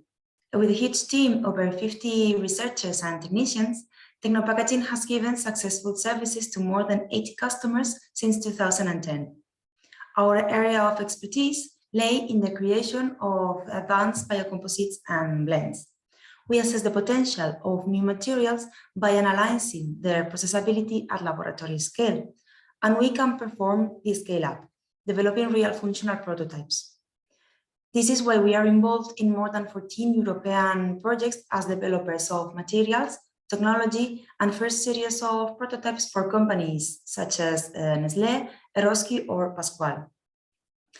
Thanks to the confidence generated in our customers and due to our successful 12 years of trajectory in collaborative projects within the European Union, we are able to invest 0.4 million euros per year in equipment, a number that is foreseen to grow in the coming period. Additionally, we belong to the Biobased Industry Consortium, the Plus Ecolink Group, and we have been considered the Innovative SME Award in Spain, where we were created and where our headquarters are currently located. We are a proud member of the BioTHOP project, in which we are in charge of the production of hop fiber-based composite compounds to be processed by injection molding at pilot scale afterwards, and the replication of the same materials in the other sectoral applications. The optimization and characterization of the materials is also part of our work within the BioTHOP project, since they will be later transformed mainly into planting pots to contain hop crops for the next growing season. But let's stop for a minute and have a more detailed view of the use of the hop fiber. The fiber is extracted from the residues from the hop harvest, containing twines, leaves, PLA, and other remains. These residues have different shapes, size, and hardness. To be valuable for reuse, they are re-engineered by our colleague Selfos and converted into fiber-like additives of less than 3 millimeters length. Once they are ready, they are mixed with a bioplastic matrix that can change depending on the application of the material. The final step is the manufacturing of compostable products for agriculture industry, made of these compounds. The introduction of these products in the market will help reduce the dependence on fossil-based resources and also reduce the plastic waste used on agriculture, which is approximately 1.2 million tons per year. The challenge to manufacture 100% naturally activated biocomposite material for making compostable planting pots and demonstrate the suitability for industrial scale production and other applications. The Slovenian Institute of Hop Research and Brewing is already testing the pots produced within the project, replacing the current fossil-based solutions with a compostable one.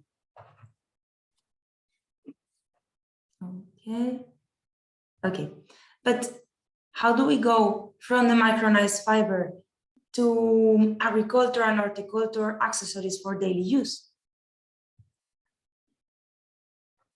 We use an extrusion compounding machine, which is an equipment made for blending the hop fibers with a bio-based thermoplastic matrix, plus the necessary additives to enhance the properties of the final material, like the flexibility, and make it suitable for the final application. Then, the material is validated through mechanical characterization to confirm the properties at a small scale. And if the compounds comply with the requirements needed, the material is processed then at pilot scale, assessing its suitability to be transformed into the BioTHOP outputs. First, the main output of the project are compostable planting pots made by injection molding. But that is not the only possible outcome for these compounds. Taking advantage of the versatility of injection molding and through other processes like casting extrusion or vacuum thermoforming, a wide range of BioTHOP products can be achieved. Extrusion, as I said before, is a thermomechanical process in which a polymer is melted and mixed with one or more materials. The target is to change the properties of the base polymer or achieve new enhanced ones. The hop fibers coming from the harvest biomass and a thermoplastic bio-based matrix, plus other necessary additives, are fed separately into a heated barrel, which has 1 or 2 screws continuously rotating inside. The barrel is also equipped with separate temperature controls that can be adjusted depending on the materials processed. The resulting high shearing forces between the rotating screws and the materials, plus the effect of temperature, lead to the melting of the polymer, making possible the mechanical mixing of all the components. And after being mixed, the resulting compound gets out of the extruder through a through a circular cross-section die and passes through a water bath to be cooled down. As a final step, the extruded thread is introduced into a pelletizer station and gets cut into plastic pellets, ready to be converted afterward into the BioTHOP outcomes. These outcomes can be used in a wide variety of markets. For example, a prototype of parts for harvesting machines has been produced, as well as buttons for the fashion industry or pots for cosmetic applications. These products mentioned have been manufactured by injection molding.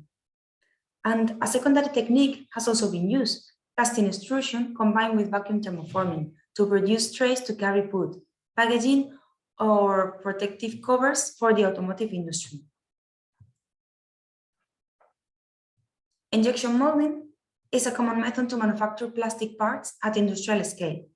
It consists of melting a thermoplastic material by heat and shear, as it happens with the first stage of the extrusion compound, and then the material, instead of being extruded through a circular die, it's forced through a nozzle and into a hermetically closed cavity where it cools down.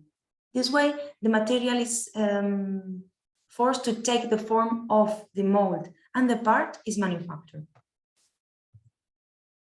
Casting extrusion, on the other hand, is another method of plastic transformation in which the material is introduced into pellet form and then molten and converted into thick plastic sheets with a thickness over 300 micrometers that serve as an intermediate product to create parts by vacuum thermoforming. The material is melted and then extruded through a thin rectangular cross-section die to give the laminate shape. Then it passes through a series of refrigerated rolls and solidifies. After that, it cools down by air, guided by a series of smaller rolls. And at the end of the casting line, the sheets are coiled, as you can see on the picture on the right side of the slide. Whoops, sorry. Okay, there we go. Then the obtained sheets are cut and reshaped. This is performed by vacuum thermoforming. They are heated by infrared lamps until reaching a soft, pliable state, and then vacuum is applied to them, forcing the already soft material to adapt to the shape of a mold.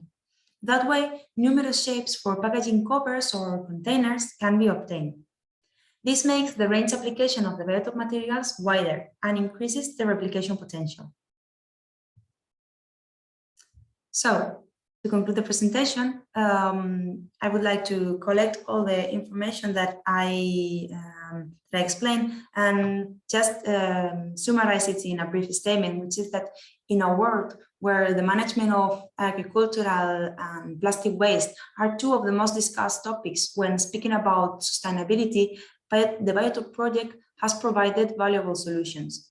A bioeconomy model has been implemented on the field of hop harvesting, transforming what was considered a residual stream into valuable resources for the production of biodegradable and eco-friendly products. And that will be all from my side. So, thank you very much, everyone. Thank you very much, Irene. There are no questions for you. Maybe they will appear later. Please, the chat function follow during the conference. Maybe some questions will appear. Now it's turn for Mr. Peter Fajs from Tekos Celje from Slovenia. He will talk about transferring the BioTHOP biocomposite to biodegradable and compostable planting pots and explain the industrialization plan. Please, Mr. Fajs, the floor is yours. Thank you very much, Barbara. Can you hear me all? Yes. Perfect. Can you also see my screen? This is all black if you wanted that. No, I don't want that. Okay, can you see it now, maybe? No. Not yet? Black. Still black, okay.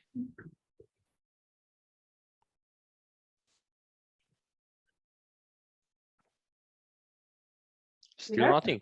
Yes, now it is. some pots and yeah. Okay.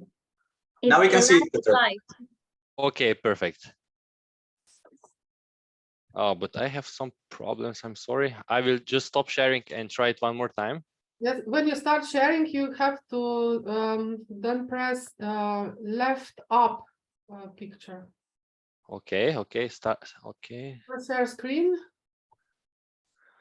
And then press left up. Whatever is there, it's better. You have to press, then you find the presentation. Yeah, we Okay, see, can you see the presentation now? see a table, biodegradability tests.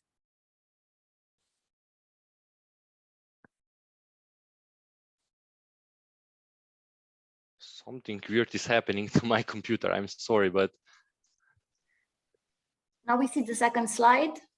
okay. We see your PowerPoint open. If you make I will make full screen, but yeah, try and okay. Otherwise present it just like a open PowerPoint without full mode presentation. Now we see, yeah, it's the last slide, Peter. I don't know what's wrong with my computer. Stop sharing again. Stop share and then press share and then share screen. When it gives you a lot of options, you have to share screen. Thank you, thank you. I know, but something weird is happening. Okay, I will share screen now. You have too many screens. Yeah, I have two screens, but not sure what's wrong. Oh, it's all black. Oh, now we see PowerPoint view. Okay. And maybe just present it this way.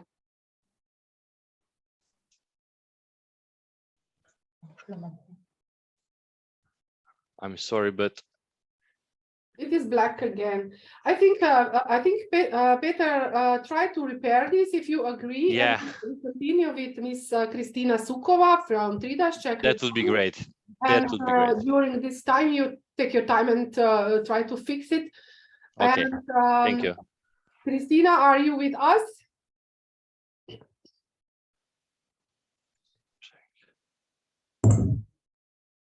Okay, Kristina.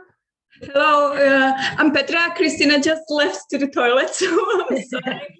We'll be back in a minute. You can start sharing screen if you know how. So we get some time. I'm not sure.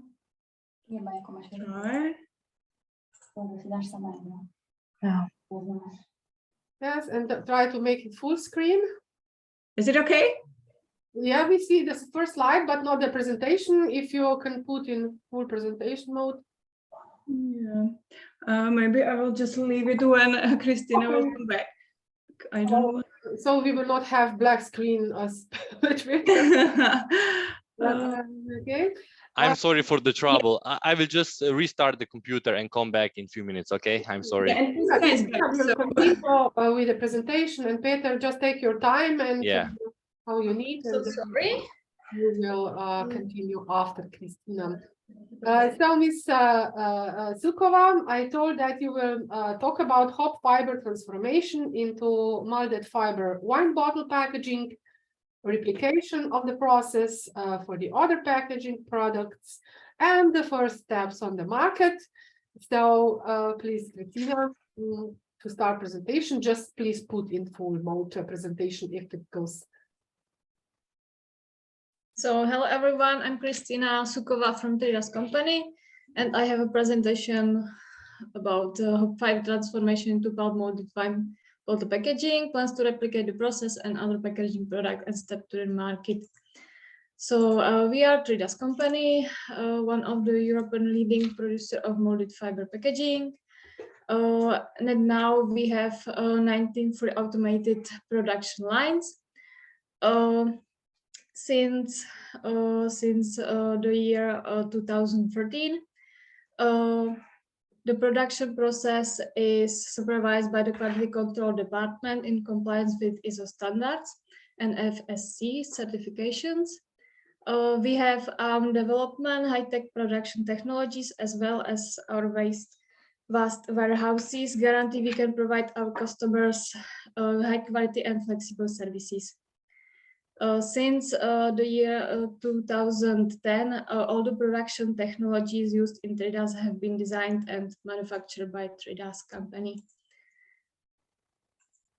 So our project objective is to produce 100% biodegradable packaging demonstrator, which is the box insert for wine bottle packaging from hop waste. The second objective is to be able to use hop biomass after harvest as a replacement of part of Tridas' usual input material. The another objective is to use as much hops as possible. Your PowerPoint is not moving. You didn't press the right button, please. Would you stop sharing and then share again? Because okay, I'm so sorry. I see the next slide is by. Yeah, so, we see only the first one. So if you please stop sharing and then share presentation.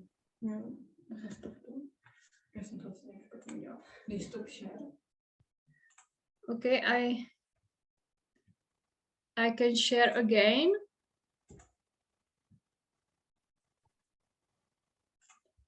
When you share, then when you have more possibilities, then you click left upper. It looks perfect now, but can you test if it's moving? Yes, it's perfect now. Thank you. Okay, so this is about Tridas company. This is the people which who are working in Tridas. So this is another slide and the project objective. So the input materials for wine bottle packaging is hop waste grams from Zalfo technology plus cardboard of cuts from Tridas. That is usual material used in Tridas production. So the first our designers design a sample of wine bottle packaging, which with top and bottom part of closable packaging, which should be suitable for normal wine bottle. Design was designed in 2020. This is the first design, and this is the second improving design, which is more universal for and suitable for more types of wine bottles. When the input materials arrived in Tridas company, started the production process, the first generation of wine bottle packaging. The goal is to produce 2,000 pieces of wine bottle packaging, and to use as much hops as we can. So we were tested different combinations of materials, and then we were mixing either input materials.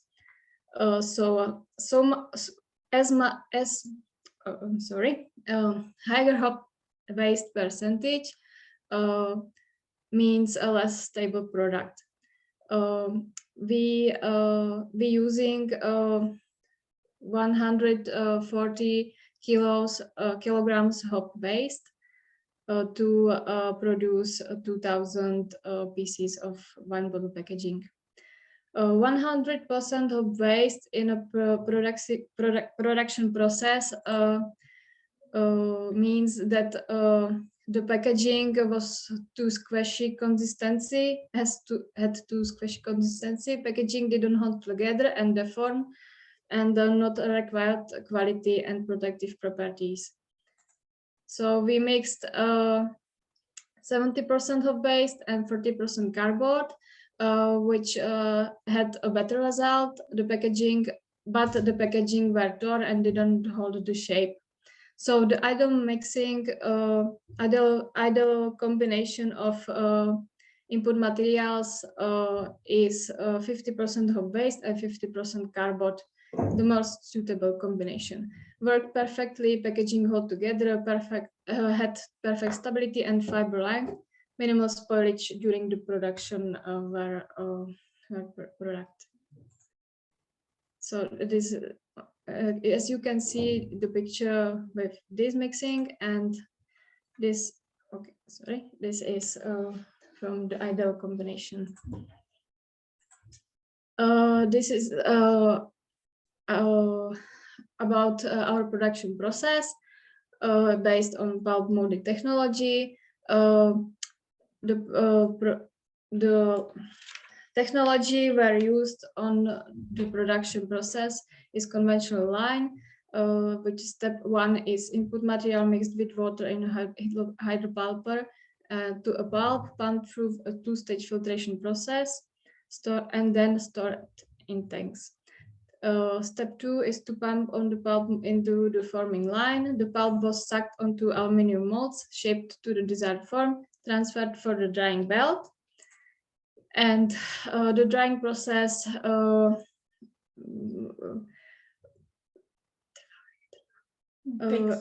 ranks about 30 minutes. Step 3 is collecting and controlling final packaging, which you can see on the last picture. The next step in the project was validation process, which started in September 2021, which in which year was the first generation of packaging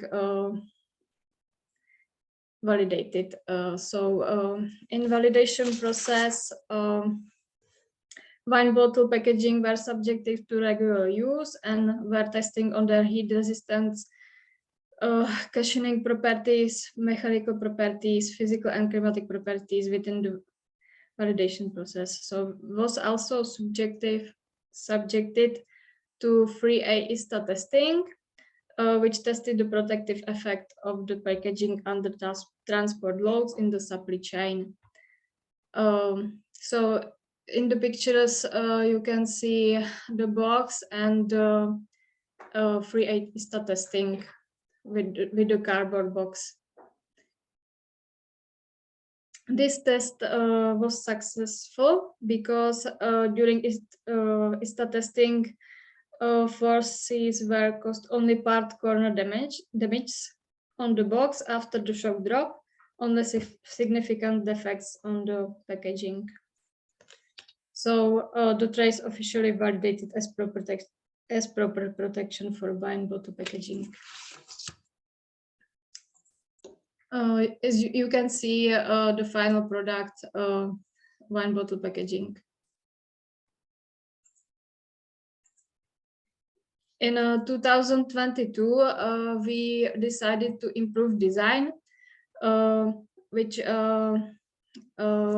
contain the BioTHOP logo, and we decided to offer wine bottle packaging to demanding customers who produce more luxurious products, Prosecco and Champagne, because of his higher price. We improved the current wine bottle packaging to make it more sophisticated and have a smooth appearance. In September 2022, about 100 samples of wine bottle packaging, one group of samples from hops, 50% hops and 50% cardboard, and the second group is 100% cardboard, were after pressed to compare the results.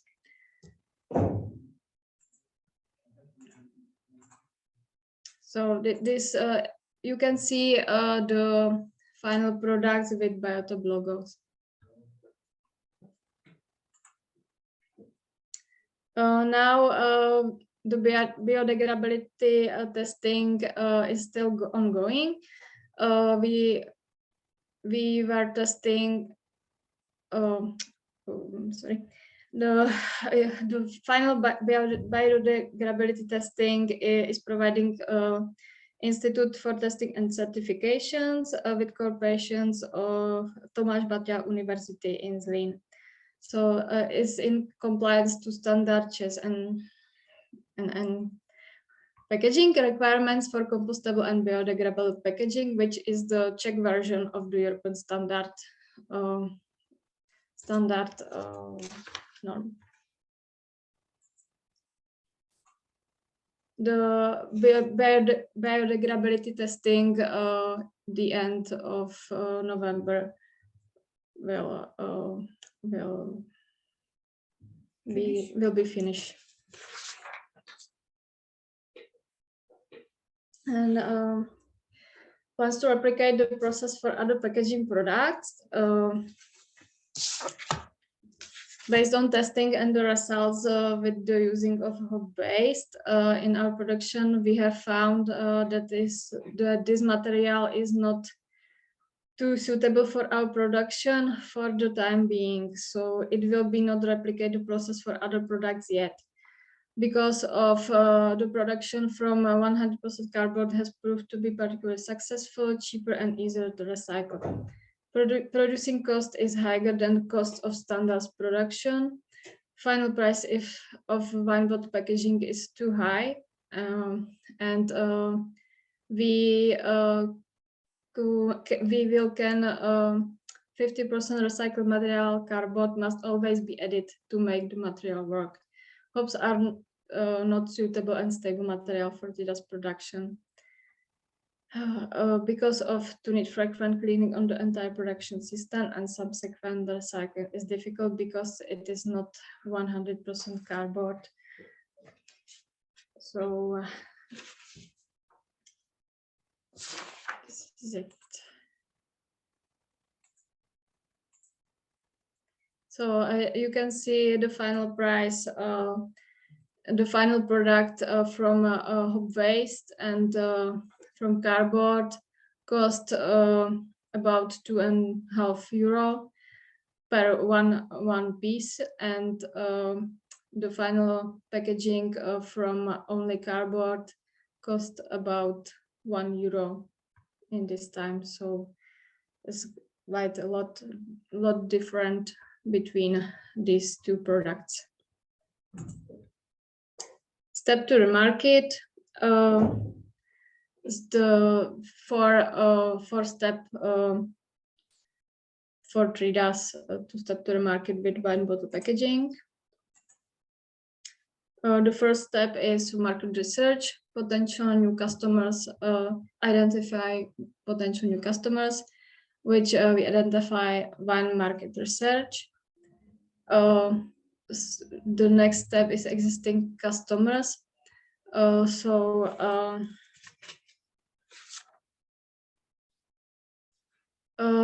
Added value of wine bottle packaging from molded fiber is that is the one bottle, because in the Czech Republic is it difficult to order only one bottle of wine. Wine sellers prefer to order and multiplies and do not recommend one piece of wine. So we have the one bottle packaging for one bottle. This is the main reason to our customers. So the next is information about new product. Maybe you can prepare online survey of product knowledge.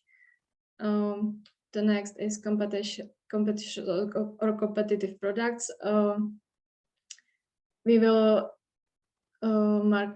get market research of cardboard about these competitors and test new markets.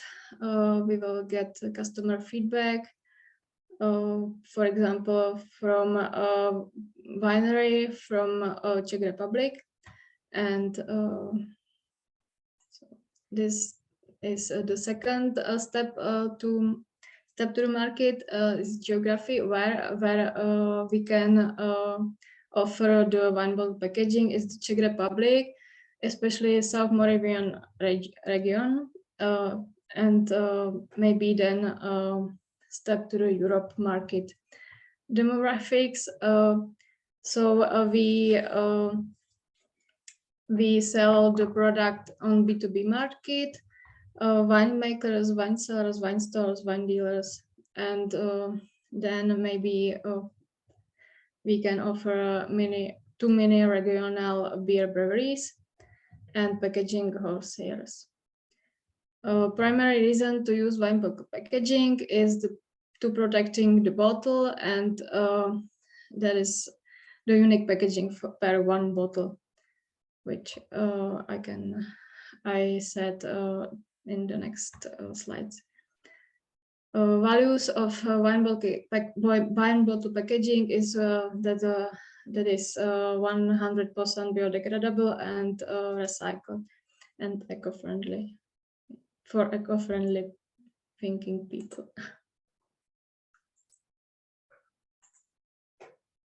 Our unique selling proposition is the unique reason our customers buy from us. So this is the main reasons why the customers buy the wine bottle packaging from us. So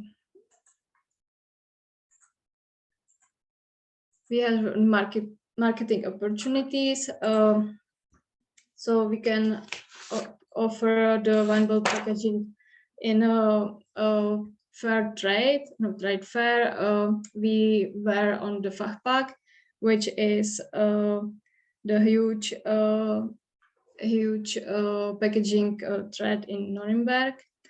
We also offer the packaging on Trida's website and on social media, LinkedIn, Facebook, Instagram, and we also will have the presentation to existing customers in Trida's company. So this is the example of advertising flyer, one in English, one in Czech. So maybe we can use this flyer. So that's all. Thank you for attention.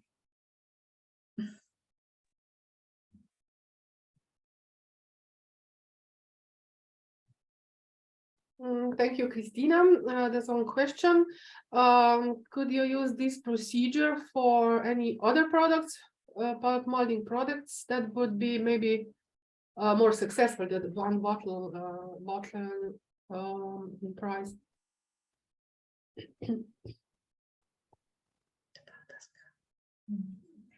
That is a question, or can you repeat it, please? If there is a possibility to use this bulk molding procedure for other products that would be maybe more successful with the price on the market. Yeah, we are not produce another products from these materials. So maybe we can try to improving the existing product, and maybe we can try to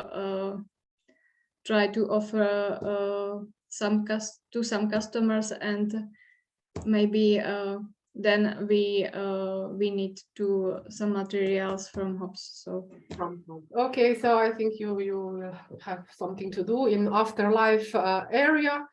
5 years after the project, we have to do something on the topic anyway. So I think they're quite challenging topics for this material, because really, if you have cardboard just wasted somewhere and you use it, it's cheaper than if you extract fibers from somewhere and drive it to you and so on. So the price is rising. But maybe if for some products in the future you will be able to use it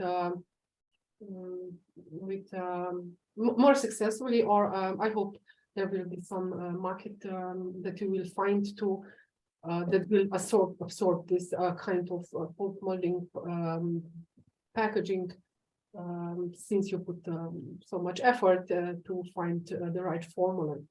When we will have some potential customers who buy the packaging from us, maybe the price is will be more cheaper, and then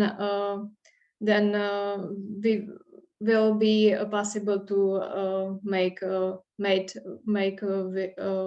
HOP materials. So yeah, I think there are quite some challenges in this our second circle of circular economy, but we will see after life, and then we can take, I hope, say something more in some years. Thank you, Kristina Sukova. Please see the chat if somebody will put another question in. And I would like to ask you to stop sharing screen. And now, Mr. Peter Feiss, are you prepared? I'm prepared. I restarted the computer and I have only one screen, so no, it should work. Only one screen. You were overreacting with its screens, and yeah. Zoom doesn't like it. Otherwise, our girls will help you. Okay, I guess now you can see the screen. Now, try the second one, the second slide. Yeah. Yeah, perfect. Okay, you can start. Perfect. No, okay, great. So, dear partner, dear attendees, I'm really honored to be here with you in this final conference. Today, I will present the development and production of biodegradable planting pots during the project BioTHOP. First off, I would like to introduce a little bit of myself. My name is Peter Feiss. I'm a plastic researcher at TECOS for around 4 years, and I work in the laboratory for applicative materials. I'm leading research and development activities on international and national projects related to bioplastics and recycled materials. Here you can see the contents of my presentation. First of all, I will briefly present our entity TECOS. Then I will continue with TECOS' main role during the live BioTHOP project. And finally, I will also explain the results obtained and the next steps after the projects. So TECOS was established 28 years ago in 1994 as a problem solver by the Slovenian government to help the companies solve their problems for which they don't have capacities or knowledge in their own facilities, and also to transfer academical knowledge directly to the industry. We are located in Celje. We have around 23 employees and yearly budget of almost 2 million. These are our activities, which are sectioned mainly in 4 pillars. This first and most important one is engineering services, where we work directly with industry. Here we develop and optimize new products for largest Slovenian companies and also individuals. And we are also trying to develop their products to come to the world market as fast and as efficiently as possible. Then the second pillar is R&D.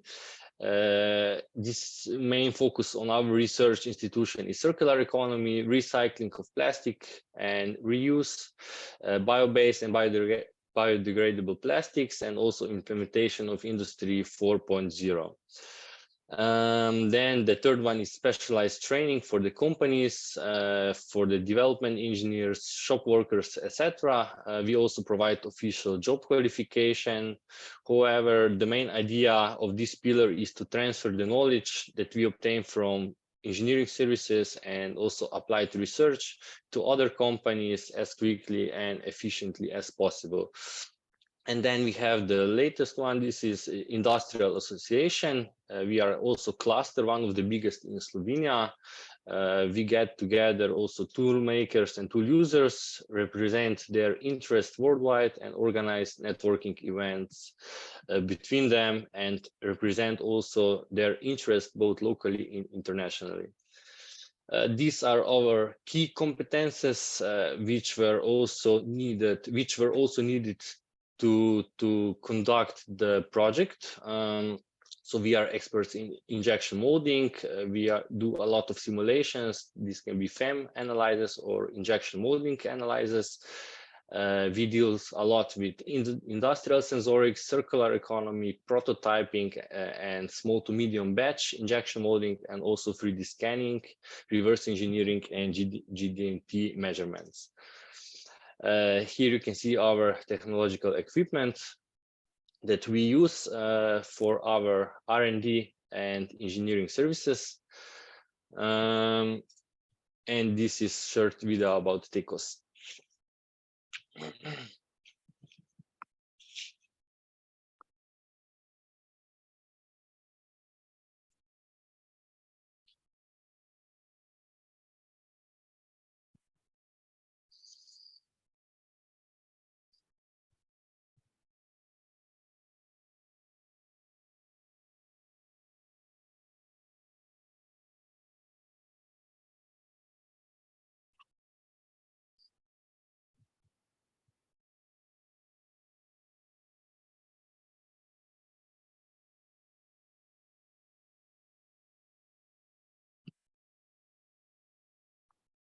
Peter, could you stop? Yeah. Okay. Great. Okay, so TECOS and BioTHOP project. So TECOS' main role along the project was basically to develop biodegradable planting pots from newly developed composite, which was produced by partner Techno from Spain. So development of planting pots were following few sequences, starting with part design, that was first step, and its optimization. TECOS early in the project started with part design and design optimization, which was based on injection molding simulation analysis. And after optimization and confirmation of all partners of final design, tool was constructed, manufactured, and also assembled. So these were first 3 steps. And then next 2 steps, these are part production and dimensional assessment together with tool making, were repeated quite a few times, since in the first iterations of part production, the pots had uneven thicknesses, a lot of problems during the ejection of the pots, so some correction and optimization were necessary in the mold to obtain stable process with good quality of the pots. At the end, pots were also validated for LCA, compostability, biodegradability, and its use also at final end user. This is HOP Institute. Throughout the project execution, we injected around 3,000 planting pots in various batches and tests. In the last year, half of it, so 1,400 planting pots from final formulation was produced and sent to the HOP Institute for validation. Here you can see 3 initial designs of planting pot. A planting pot was designed at TECOS and also prototype with the 3D printer we saw before.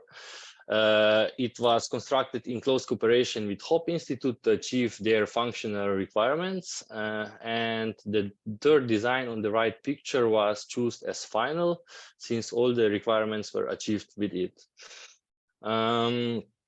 After it, the functional suitability of the prototype planting pots was tested on this automatic planting machine at the Institute to confirm its adequacy, and also for later use in the automatic planting machine.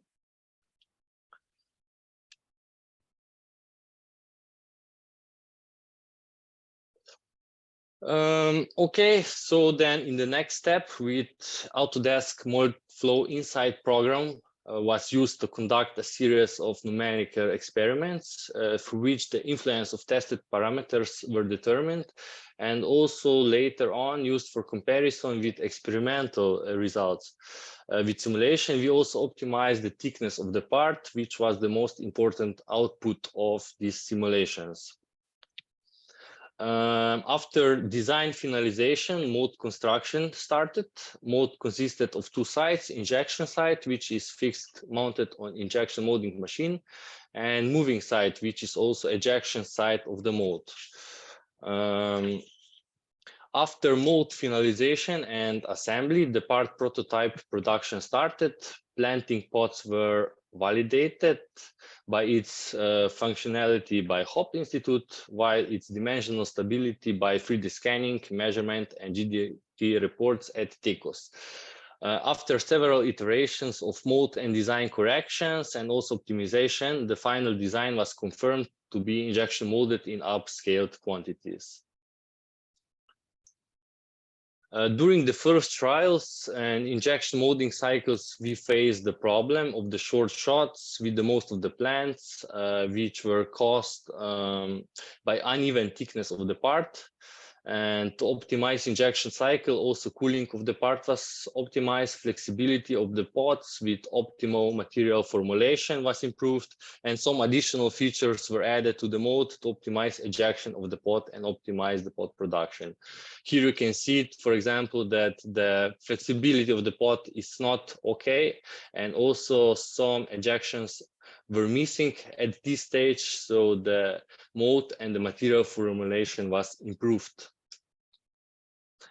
After testing a lot of different material formulations throughout the project, flexibility and other characteristics together with Techno and other partners, we determined that the final material formulation is based on Matter B product material, which is biodegradable and whole fiber master batch. And we diluted this material with PLA in the ratio of 50-50%. And here in the table below are also listed injection molding processing parameters and cycle informations. I will not go too much in depth here. So basically, as mentioned, throughout the duration of the project, more than 2,800 planting pots were injection molded in various batches and tests. And in the last year, 1,400 planting pots from final formulation was produced and sent to the institute, where we validated the pots for the cultivation of hop seedlings.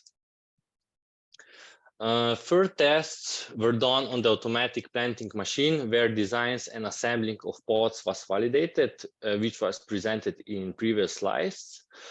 And then tests were done also after 5 months and 10 months of use in real environment. Pots were exposed to regular wetting, PPP fertilizers, and some UV exposure. Also, evaluating tables were prepared, as seen here, where the properties of the pots were listed in details, like quantity of pots, pot mass, flexibility, and also some additional, like mechanical changes, homogeneity, color changes were observed. These are the trends that we observed after 5 months and 10 months, which were basically very similar to each other. And for example, higher percentage of PLA resulted in more stable planting pot, higher percentage of Matter B or PBS, causing more undesired mechanical changes. Then, for example, slightly better performer of composite with PBS matrices, and also that higher percentage of fibers caused more mechanical changes, and so on. So as a conclusion, longer period of exposure led to, of course, more mechanical changes, and pots are more flexible and color change is more obvious. This can be also seen on the pictures. For example, on the right side is 50% of PLA and 40% of Matter B, 10% of whole fibers, and the changes are slightly visible. And then on the other side, on the left side, number 8, only 16% of PLA and 58% of Matter B. The changes are extensive.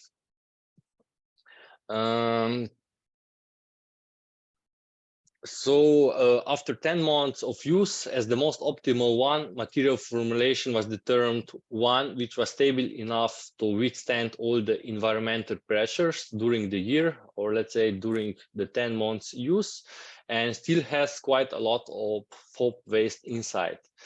So in the final formulation, we have still 15% of whole fibers, and the other part is bio-based or biodegradable matrices of plastic. We tested planting pots also for biodegradability, and this was done in 2 stages. First stage was in the real environment, let's say, and this was at Symbio Waste Treatment Center. We used planting pots which were previously tested at Hope Institute, and after 10 months of use, we tested their biodegradability in organic pile, with other waste collected by Symbio.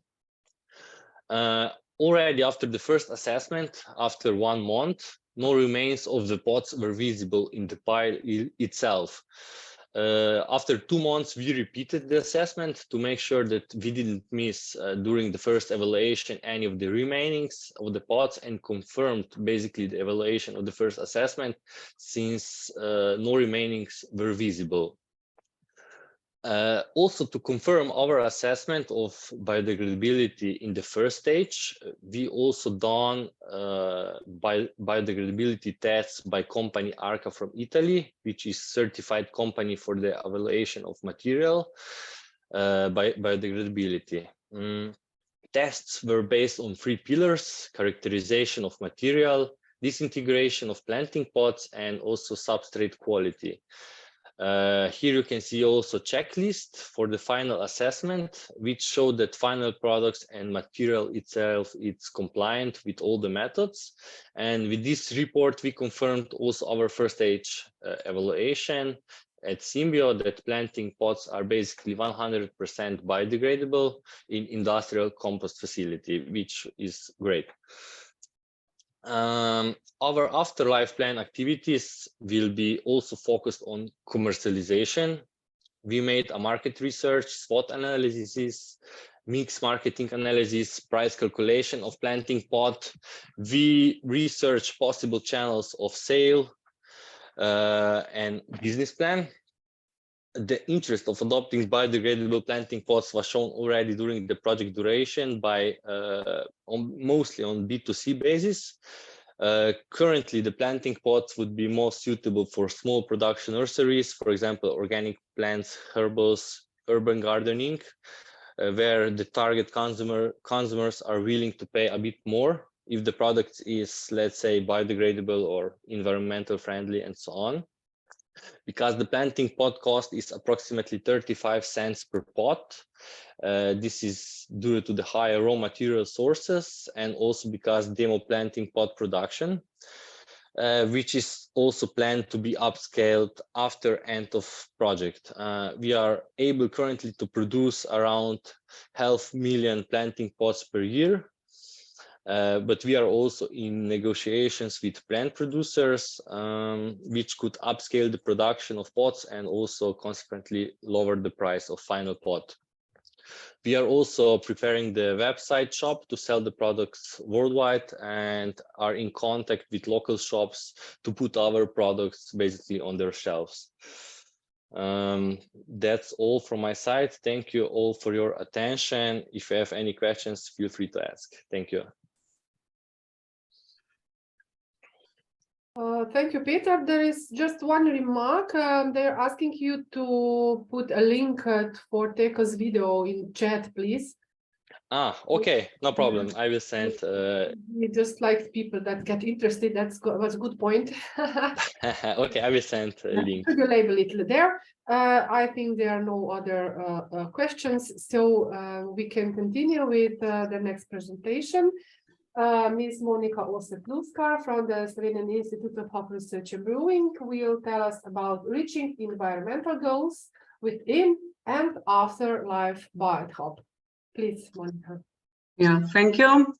Hello to all, and I will share the screen now. Okay.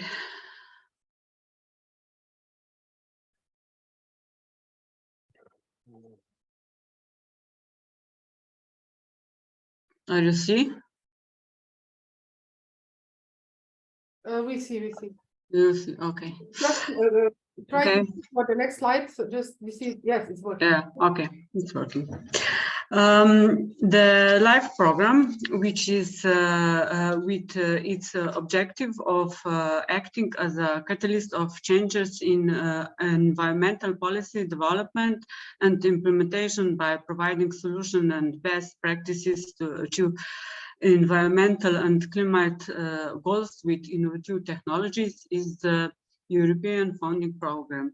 Our BioTHOP represents and overreaches this approach. In response to the problem described today, BioTHOP endures a new circular economy for improved HOP waste management that combines alternative bioplastic twine material based on polylactic acid with ability to be converted into a novel feedstock for 100 biodegradable, compostable and recyclable packaging and horticultural product accessories. So more than 99% of today's plastics are produced from non-renewable petrochemical sources. All is threatened by scarcity and price increase and political guarantee of supply. According to EU Energy Portal, global oil reserves are expected to last for only 46 years. The necessity to substitute petrochemical sources with renewable alternatives is beyond doubt. So BioTHOP implemented the use of bioplastics in HOP, packaging and horticulture industry, and by that decrease our independence from fossil fuels. From the Institute reports on monitoring impacts of the HOP agro-waste accumulation per seasonal periods, it is known that around 15 tons fresh matter of waste HOP biomass from each harvest hectare is produced every year. The whole above ground biomass of HOP plants is taken from the fields to the harvest machines. While the cones are harvested, this huge biomass stays in piles around the harvest hall. In practice, sometimes for eliminating this biomass, still uncontrollable burning is practiced, or as well as other ways of inappropriate dumping. Because this biomass before the BioTHOP project was intertwined with plastic twine. So as a result of BioTHOP actions, which positively and environmentally friendly reuse or recycle HOP waste biomass, the accumulation of plastic in the environment was stopped, which nullifies greenhouse gas emissions. And new agricultural practices eliminate HOP crop wastes abounded in the soil, reaching at project scale 100% reduction of carbon dioxide, methane, nitrogen dioxide, and sulfur dioxide, and other emissions that are currently evoked by uncontrollable burning or of this agro-waste on the site fields. This project can be considered climate related because it addresses several thematics identified in the priority area of climate change migration and climate change governance and information. Focus on reducing the greenhouse gas emissions towards a low carbon society. With the new polar twine, instead this biomass being waste, it became the basic raw material for composting on the farms themselves, and also a source of for HOP fibers. The compost and all the biodegradable products made from HOP fibers are returned to the agricultural land, and the circle of the circular economy on the farms is closed. The quality of valorization of the compost was fully described before by Anna. But nevertheless, consisting of this HOP biomass after harvest was also truly assessed as a potential organic fertilizer according to the content of nutrients, to decrease the needs for less unsustainable fertilizing with mineral fertilizers. With transforming the harvested HOP biomass into a high quality compost, the nutrients are now available for organic nutrition supplies, and that improving the sustainable soil management practices. Packages or molded fiber are in principle made of wood pulp or recycled waste paper and are 100% recyclable. This definition not only means requirements for modern industrial packages, but at the same time minimizes impacts of human activities on environment by means of reducing emissions. So this means also that the molded fiber is a sustainable product, which is fully biodegradable in compliance with EU standards for eco-paints. Within BioTHOP, partners was focused on the upscale processing technologies for transforming the modified BioTHOP fibers with a minimum energy input. The testing and upscaling of the solution resulting from such operations were at the end implemented in upgraded methods for hop fiber pulp molding, transforming operations, validated and demonstrated in the form of functional new products line based on a circular economy model approach. So key project level indicators concerning the project environmental, social and economical outcomes were assessed and presented in the live KPI web tool on the basis of actions carried out during the entire duration of the project. Shortly, I will present just some information regarding resource efficiency and waste in relation to BioTHOP proposed solutions. If we consider that we use 45 kilometers of polypropylene twine per hectare, which is equal to 62 kilograms polypropylene mass to train hop plants, and we replace it with BioTHOP twine, which is needed in an amount of 96 kilograms per hectare. We reduce CO2 emissions for 79 kilograms per hectare. And that if we multiply that with 62 hectares acreage covered during the project altogether, the absolute values of the total CO2 emissions prevention were 4,967 kilograms. Because we use BioTHOP twine and perform composting of the this biomass on the farms themselves, there were no emissions caused by inappropriate handling with hop waste biomass. For twining, it is used 62 kilograms of polypropylene twine each season per hectare, as mentioned before.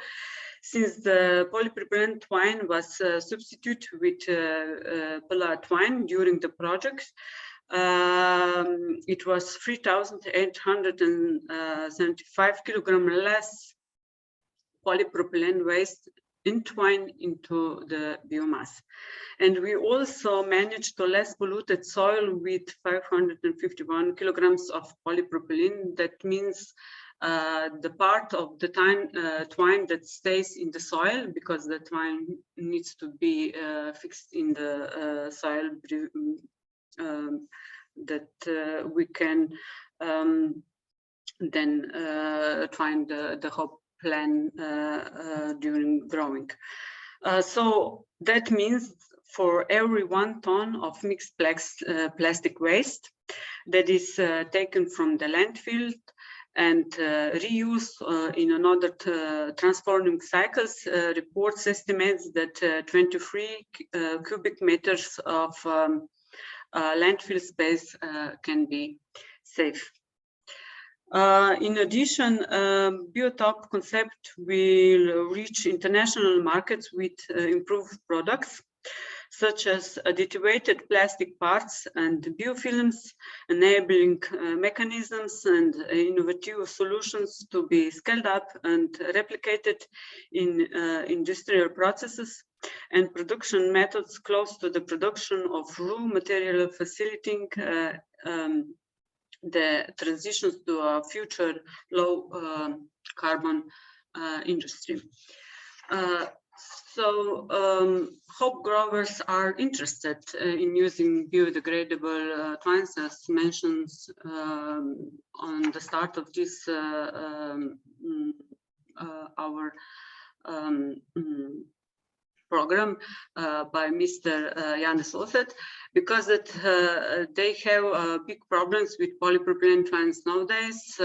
Twine causes delays in soil tillage because of accumulation in the soil and twining in the rotating parts of the machines. And hop biomass after harvest cannot be composted well, but as described today, it can be composted well. So they are also more aware of the environmental problems, and they are interested in proactive participation in the applied new managing practice for the hop growing industry. Institute has a strong connection to hop growers, as mentioned, in Slovenia, and stakeholders who implemented support for environmentally viable technologies. So we are all working together to achieve this support and to reach the goal producing hop without plastic twine. Thank you. Thank you, Monica, for presentation. I think right now there are no questions in the chat part, so please follow the meeting on, so you can answer if there will be some more questions. With this, we have finished the second session of today's conference.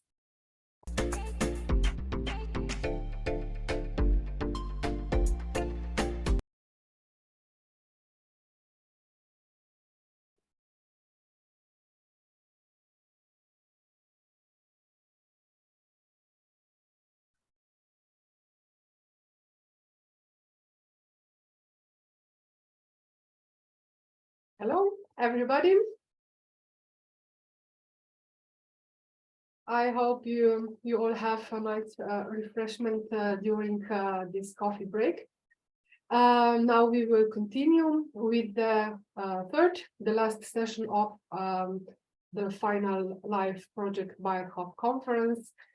We will continue in this last session with hosting 4 EU projects that are somehow related to the BioTHOP. As the first, we are welcoming Dr. Anita Jemec-Kokal from the Biotechnical Faculty of University of Ljubljana, who will tell us about the plastics in agricultural production. Please, Dr. Jemec-Kokal, to present your project.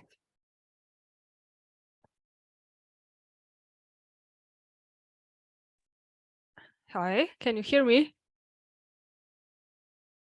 Yes. And the presentation? The first slide. Okay. It's okay? Yes, it goes on. Yes, perfect. Okay. Just let me remove my face from the screen. Okay. It's nice to see you. So yeah, first of all, thank you, Barbara, for inviting me. The reason we kind of came into contact was because one of the tasks within this project is actually to collect where plastics is used in Slovenia. So that's how we came into contact. As Barbara said, the project is called Plastic in Agriculture Production, Impacts, Life Cycles and Long-Term Sustainability, but we call it Papillons, which is a butterfly. It kind of implies the link to the nature. So this European project is funded under Horizon 2020 scheme. And just first, I'd like to present our consortium. So the coordinators are from Norway. It's the Norwegian Institute for Water Research. The project coordinator is Luca Nizeto, and the project has 20 different partners. It lasts for a year now, and University of Ljubljana is one of the partners. So I come from the Department of Biology. So we are biologists, and we focus on investigating the effects of plastics and microplastics on the soil organisms. That's what our role is. So actually now I'm presenting the whole project, the tasks, the objectives, kind of instead of the coordinator. I will present what we are doing, not so far the results, because the project is now in the first year of running, and what we are mostly doing, we have been planning the experiments and we are already doing some of the experiments, but we don't have the real data that we would share publicly yet. The types of plastics, the agriculture plastic that is used, you know more about that than me probably. So if you look at the websites for there are different societies, it's very difficult to get the exact amounts of the plastic. So, you know, there's lots of plastics used both in vegetable and animal production. So in vegetable production, lots of is used for mulching films, as you see here on the photos. So for instance, for strawberries, for any other lots of crops, plastic is now used to kind of prevent the growing of the wheat. And then lots of plastic is used in different kind of tunnels, strings, as you are mentioning in this, if you have in this project. Then perhaps you don't know, but many seeds are encapsulated in plastic wraps, kind of. So we actually apply directly microplastics already in soil. So in agricultural production, in animal production, a lot of plastic is used in different foils, in silages, and you all know, you have seen this kind of scenery now. Instead of having these traditional wooden constructions where farmers used to dry hay, we now have these big piles of plastic on our fields. So let me first maybe just say that in this project, we are not against using plastics. We are assessing the effects of plastics and trying to, because the plastic itself, it doesn't have only bad consequences. It's actually very useful. So because there is these films used, there much less pesticides are applied on soil. So we try to be neutral at the beginning.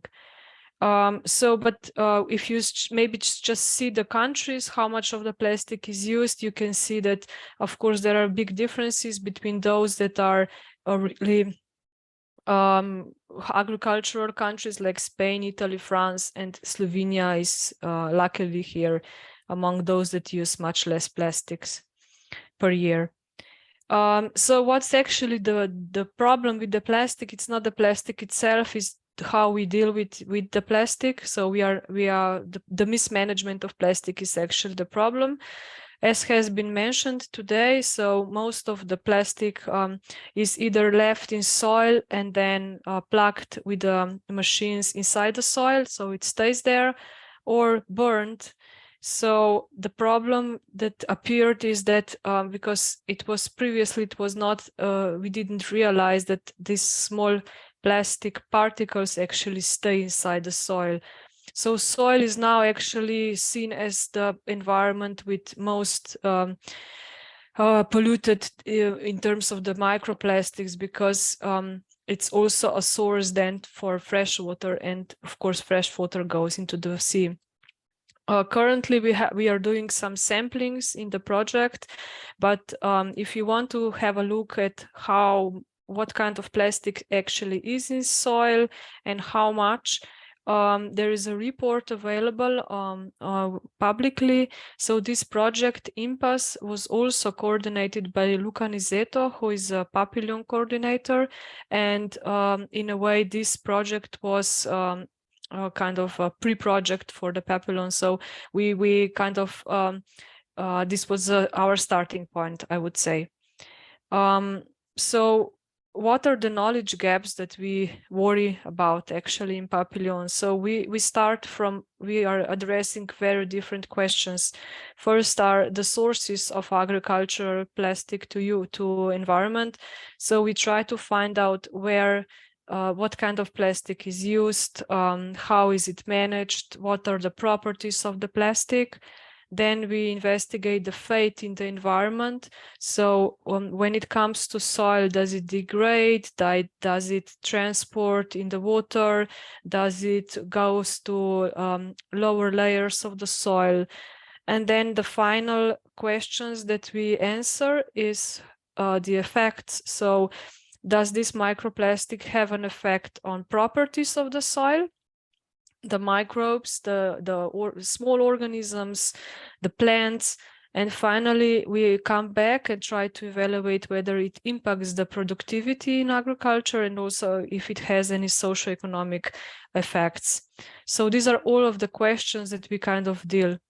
And now I'm going to go step by step through different objectives of the project.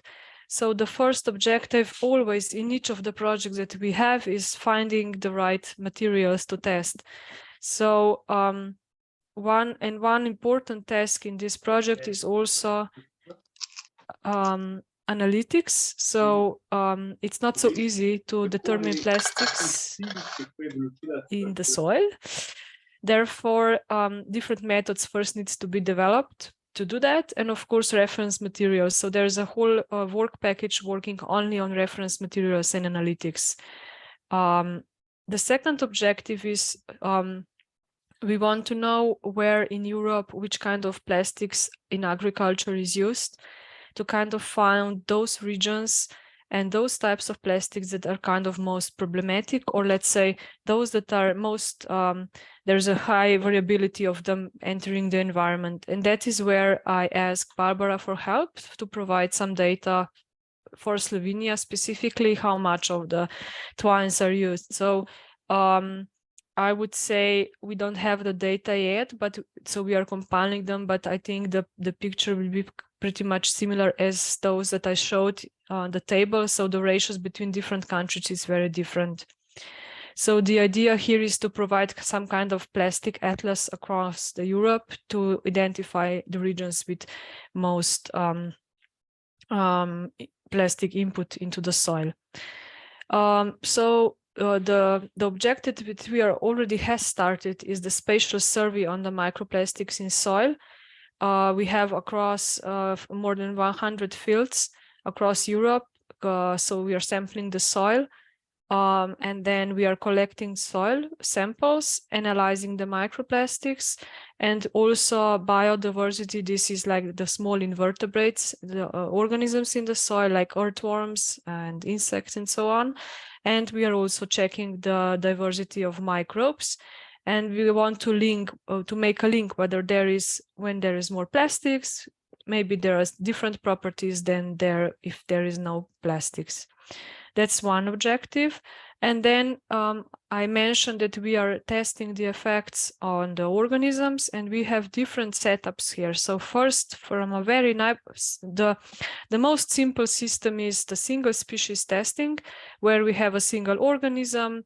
So one species, that is what's meant, in different kind of jars. We add soil with plastics and then we check whether these organisms survive, if they reproduce, if they have, we are also checking some other things in the organism, like if they grow.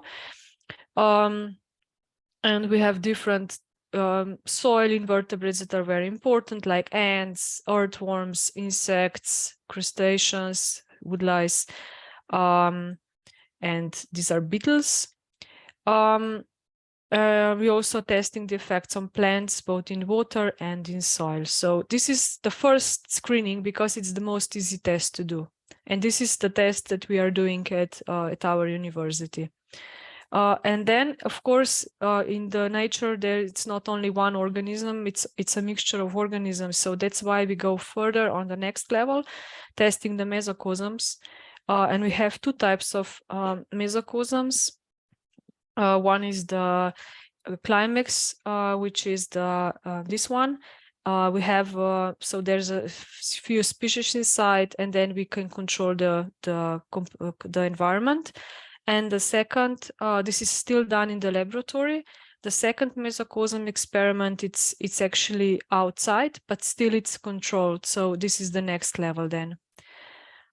We are also checking the fate of the plastics inside. So we have these fields, facilities where we check the transport of plastics in the water and in the soil. And then we have an experiment. Actually, this is the most interesting one. So we have fields, actual fields, three different ones from Spain, Finland, and Germany. And we are applying microplastics in the soil.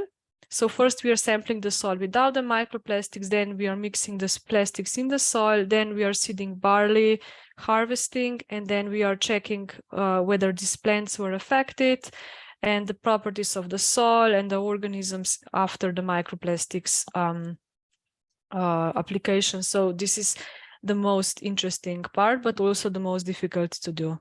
These experiments will last for 2 seasons. Okay, so now I'm slowly coming to the end. What I would like to point out for the Papillon project, that it's really highly engaged with many different types of stakeholders. That's the idea also. So we try to communicate with industry, with different societies for plastics, also with governance, so with to kind of make input to the legislation. Of course, science and also farmers. As I said, the project is now in the beginning stage. So up until the end, I'm sure we'll get some interesting results. So I would like just to acknowledge all of the authors of the graphic material that was used. Many of them are from the partners that are. It's not my own material, it's the Papillon partner material.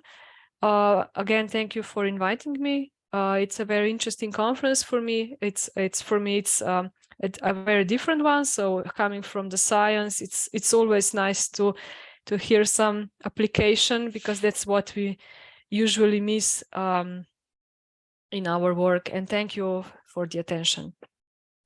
Thank you for coming, Dr. Anita Jemec-Kokal. It was very interesting, really topic that is really related to our BioTHOP project. So I hope you will be successful during your project implementation, and we will follow you for sure. Right now, I found no questions for you, but maybe they will appear later. Thank you again for being with us. The live project we are hosting the next is about air pollution caused by waste burning and the effects on the human health. The contents will be presented by Ms. Andrea Žitnanova from the Ministry of Environment of the Slovak Republic. Please, Ms. Žitnanova. Hello. Hello, everyone. Thank you very much. If you don't mind, I'll share my screen and the presentation. The floor is yours. Thank you very much. Okay, everybody sees my screen? We see the first slide. Okay, perfect. Perfect. Mode. Maybe you can just try to make the full screen. If it works, and then just. Okay. You see the full screen? No.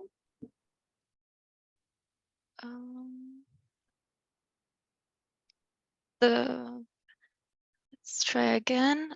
Is the presentation visible now, or still not? Visible, like the whole presentation with the slides on the left side, and we see the first slide. Okay, you see the first slide, yeah? Yes. If it doesn't work, else you can just. Can we see the second slide? Yes, maybe like this. No, it's not moving. Could you please stop sharing the screen?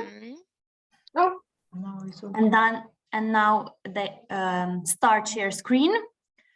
And when it gives you a lot of options, just take option screen.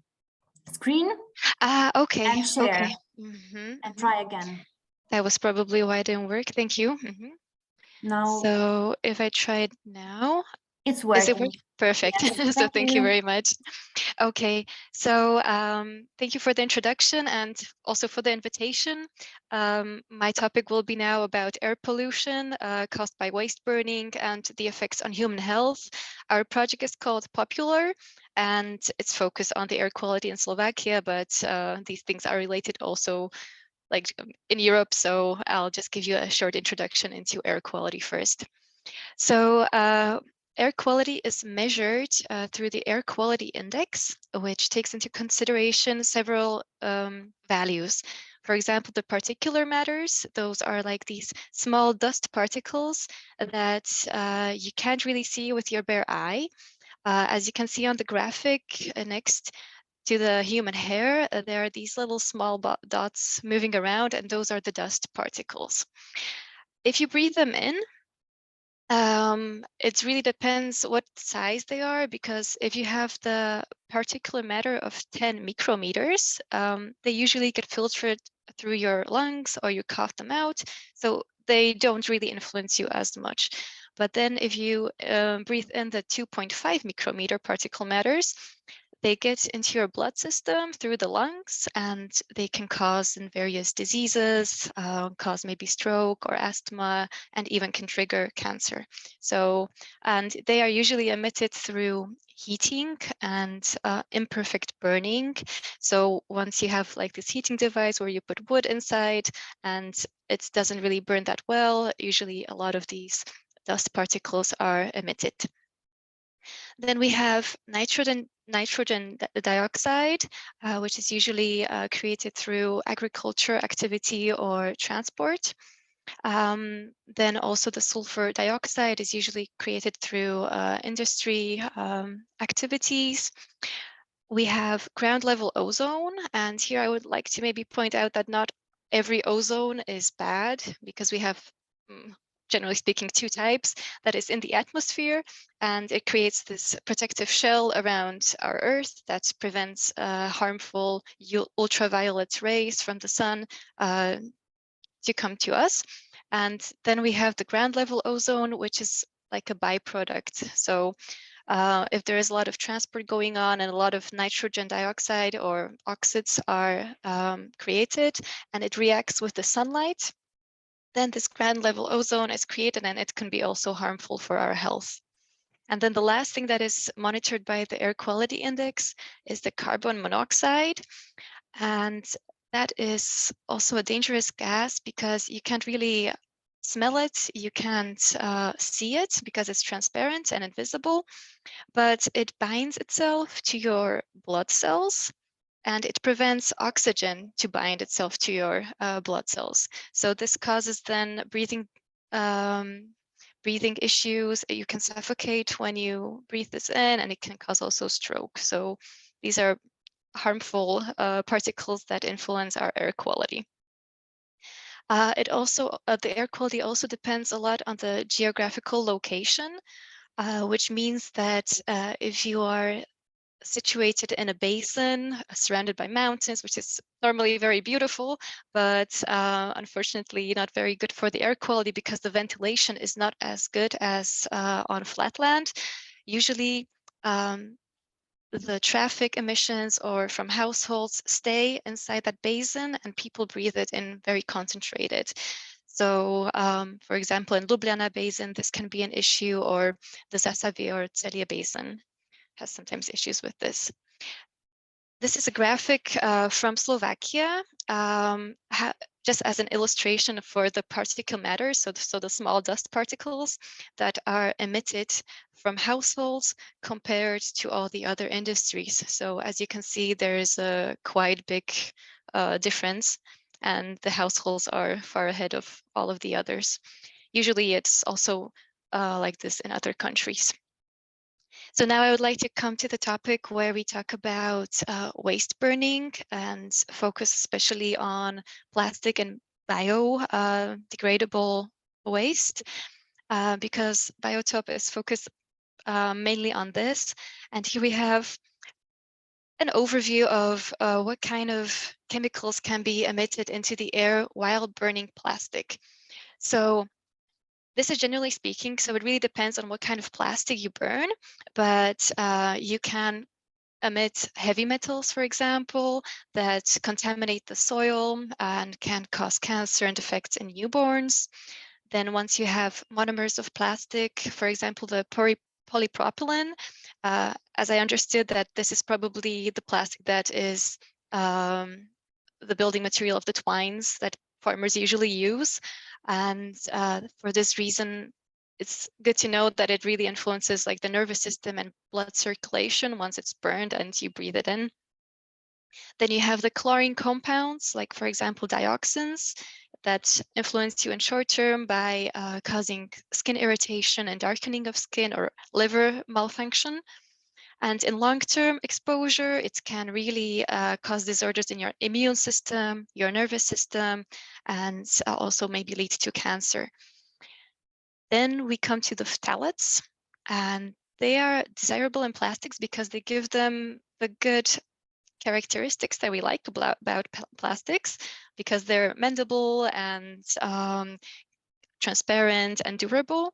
But if they get into your body, they can influence your hormonal system and reproduction system. So we don't want that either. And then we have the carbon compounds. I already talked about the carbon monoxide, but while burning plastic, benzoapyrene can be produced as well, which can cause cancer or problems with your breathing.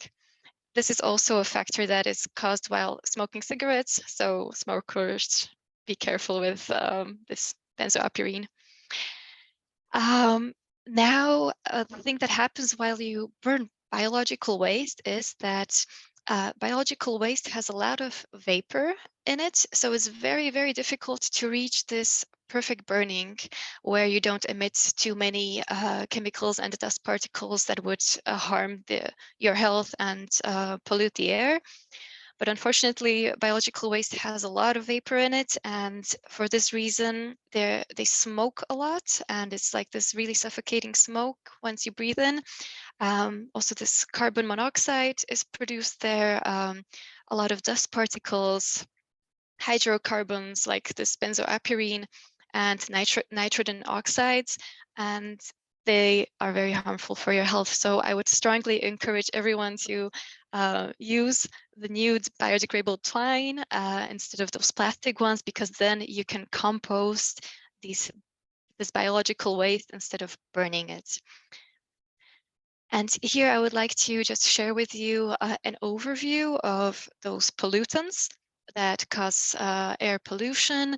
And you can see also the sources above them that are either from the household, energetics, industry, agriculture, or so on, and how they influence our health. So you can easily read it once you have some time to yourselves, okay?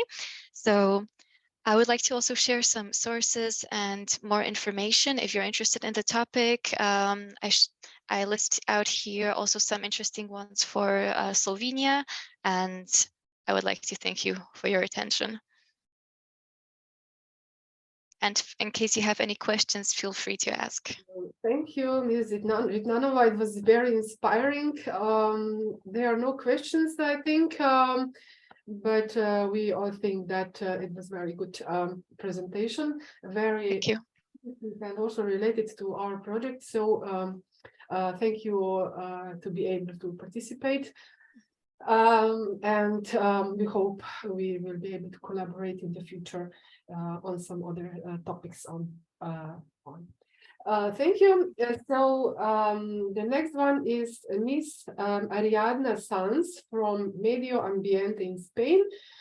She will be talking about innovations in plastic recycled technologies, presenting some results of the LIFE project Plasmics.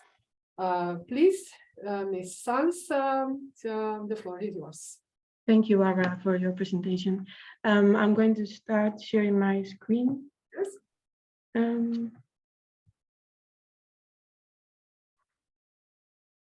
Are you watching it? We see the first slide, but now, yeah, now this is presentation. Just try to go to the next slide. We will see that it's moving. Yes, perfect. Are you watching the full presentation? So the second. Okay. Okay. So my name is Ariadna Sanz. I work in FCC Medio Ambiente here in Spain. Sorry. I'll start with a brief presentation of the company, which is focused on providing municipal services and waste treatment and recycle services. Shown on the slides are the work areas in which FCC Medio Ambiente works.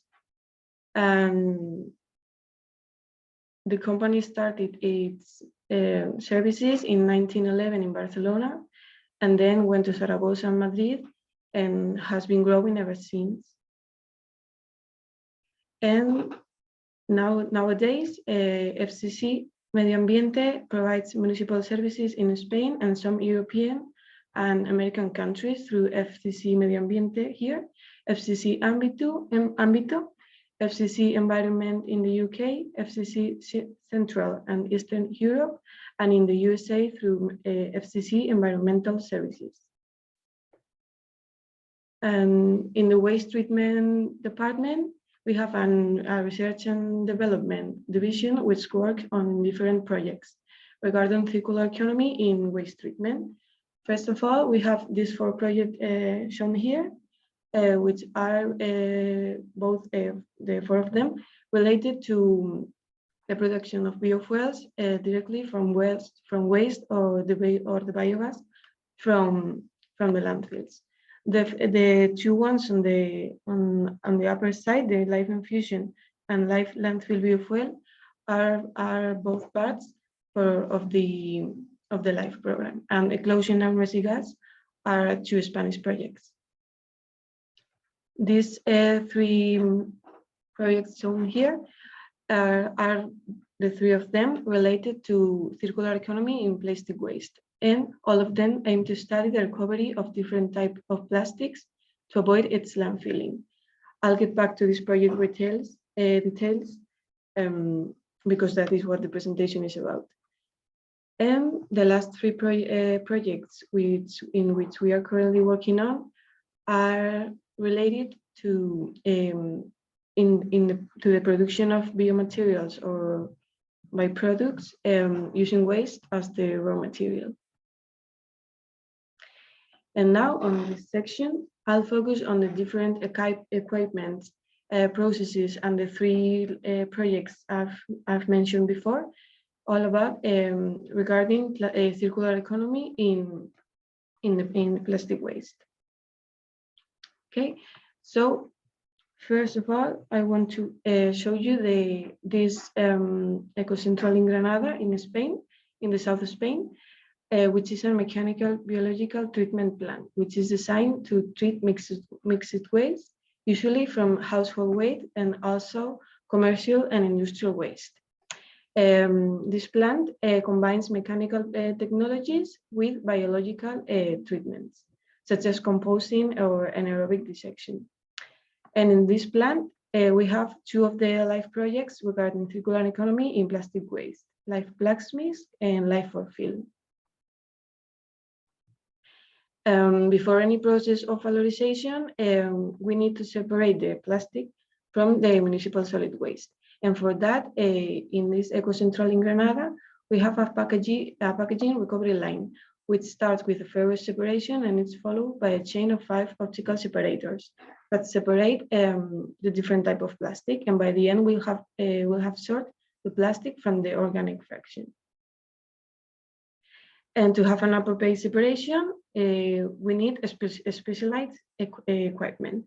And I want to talk about Tomra, which is a company founded in 1972, specialized in designing and manufacture sensor-based sorting systems for global recycling and waste management industry. They just launched the new AutoSort generation, which includes new technologies to improve the sorting efficiency. And shown here are the main technologies on the AutoSort machines. And this new sort, I don't know if you can see my cursor, but this new sorting software allows the equipment to use the AI application like the Blazer or Game. And now within the next few slides, I want to talk about the different energy ways of energy recovery, and I've put some thermal conversion processes. These thermal conversion processes can be defined as the conversion of solid waste into gaseous, liquid, or solid products with the release of heat energy. This process allows to reduce the waste volume that gets into landfill and allow to treat waste that cannot be treated mechanically or chemically. There are three processes which can be classified according to their requirements.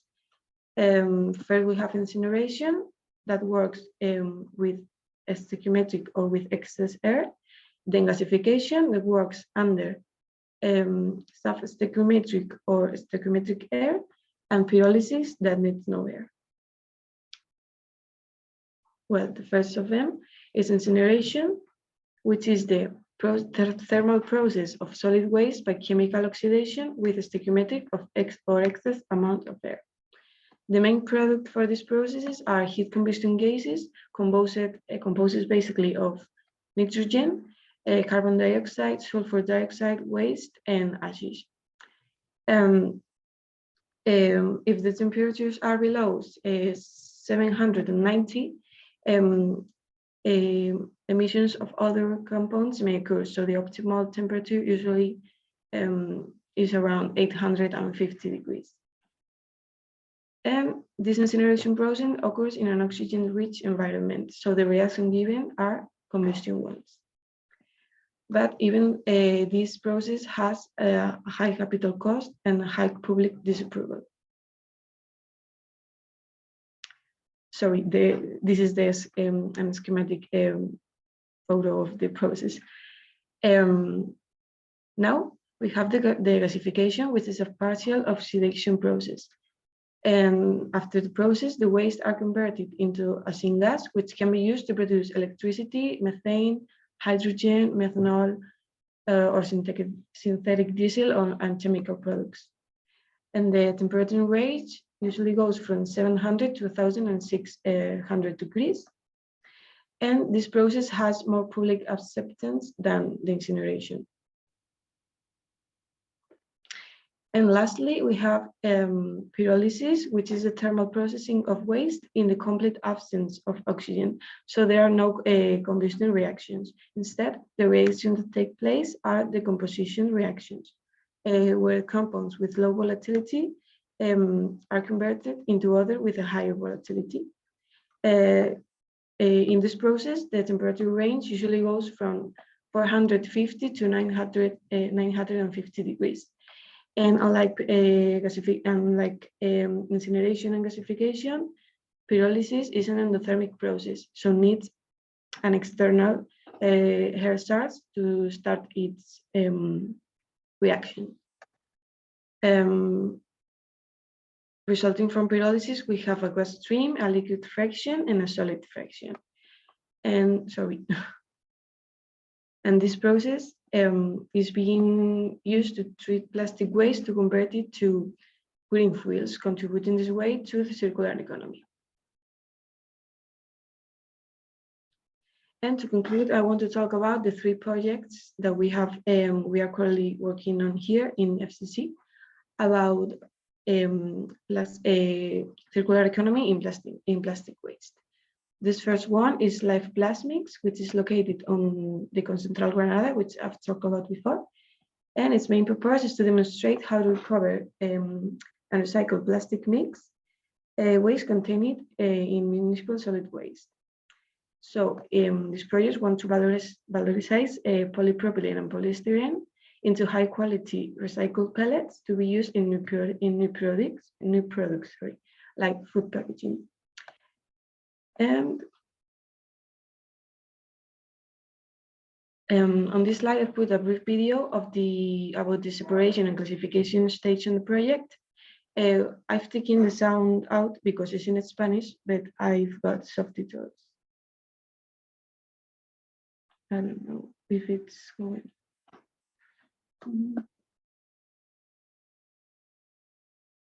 I don't know if you're watching the video. No. Sorry.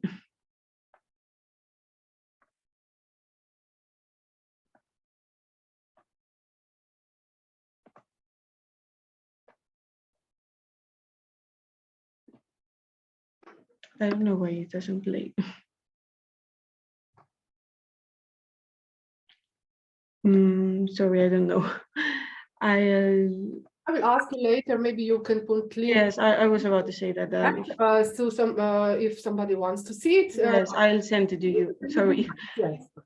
Thank you. Well, and this right side is the result of the separation and classification stage. And lastly, the project is currently demonstrating the feasibility of the recycled polypropylene and recycled polystyrene for urban furniture, as you can see right here, for traffic signs, for example. And the project has also a web page. You have here the link, but if you Google Life Flags Mix, you will find it. Now, the second project, which is located in Granada about plastic recovery too, is called the Life for Field, its main goal is to demonstrate how to avoid incineration and landfilling of low-density polyethylene contained in municipal solid waste. This recovered material will be used to fabricate plastic bags.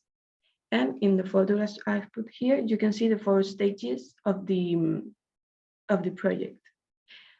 And I've also put a video here, which is the video of the blowing stage in which the plastic bags are fabricated, but I don't know if you can see it, so I'll send it to you later if anyone wants to see it. And these 2 photos are the end product of this project called EcoSAS, these plastic bags.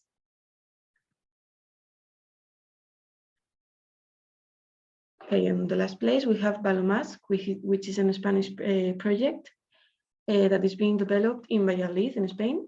And this is a project that was born due to the COVID-19 outbreak and the large amount of used face masks that started to arrive into waste treatment plants. And the project aims to develop a sustainable management system for used face masks and will investigate its recovery by pyrolysis and the obtention of byproducts. And on the left photo you have the results, well, the pyrolysis reactor, and here is the pyrolysis reactor at the laboratory scale. And here are the results of pyrolyzing the face masks at different temperatures. And currently we're working to obtain byproducts. And that's it. I hope you enjoy it, and thank you for listening to me. Thank you for the presentation. There is one question for you. What is the minimum plastic content needed in the waste stream in order to get a break-even of the separation process? Sorry, I'm trying to. When is the question? In the chat. I can see it. Sorry. Yeah, maybe it's direct for just to me. Yeah. What is the minimum plastic content needed in the waste stream in order to get a break even of the separation process? You're talking about separation in. I don't know, Fernando, this is your question. Could you just speak? Yes, thank you, Barbara. Ariana, I have a question. When you're getting a waste stream from I don't know, from a municipal solid waste or something like that, and you have a certain amount of plastic in that waste stream, that separation process has a cost. So how much plastic do you need to have in that waste stream in order for the cost to be recovered? Is there a minimum amount, or you can never recover it? I think there is no minimum no minimum quantity, but I'm not sure about it. You're talking about the in the sorting stages, right? Yes, correct. I don't think there's a minimum amount of plastic. Okay, thank you. You're welcome. Okay, thank you. I think there are no more questions for you. Thank you very much for joining us, Ms. Sanz. And the next one among presenters is Dr. Rebecca Pogni. I don't know if I read well, sorry. She will talk about Fish for Fish project, which deals with compostable packaging material. We are very glad that you are with us. And please.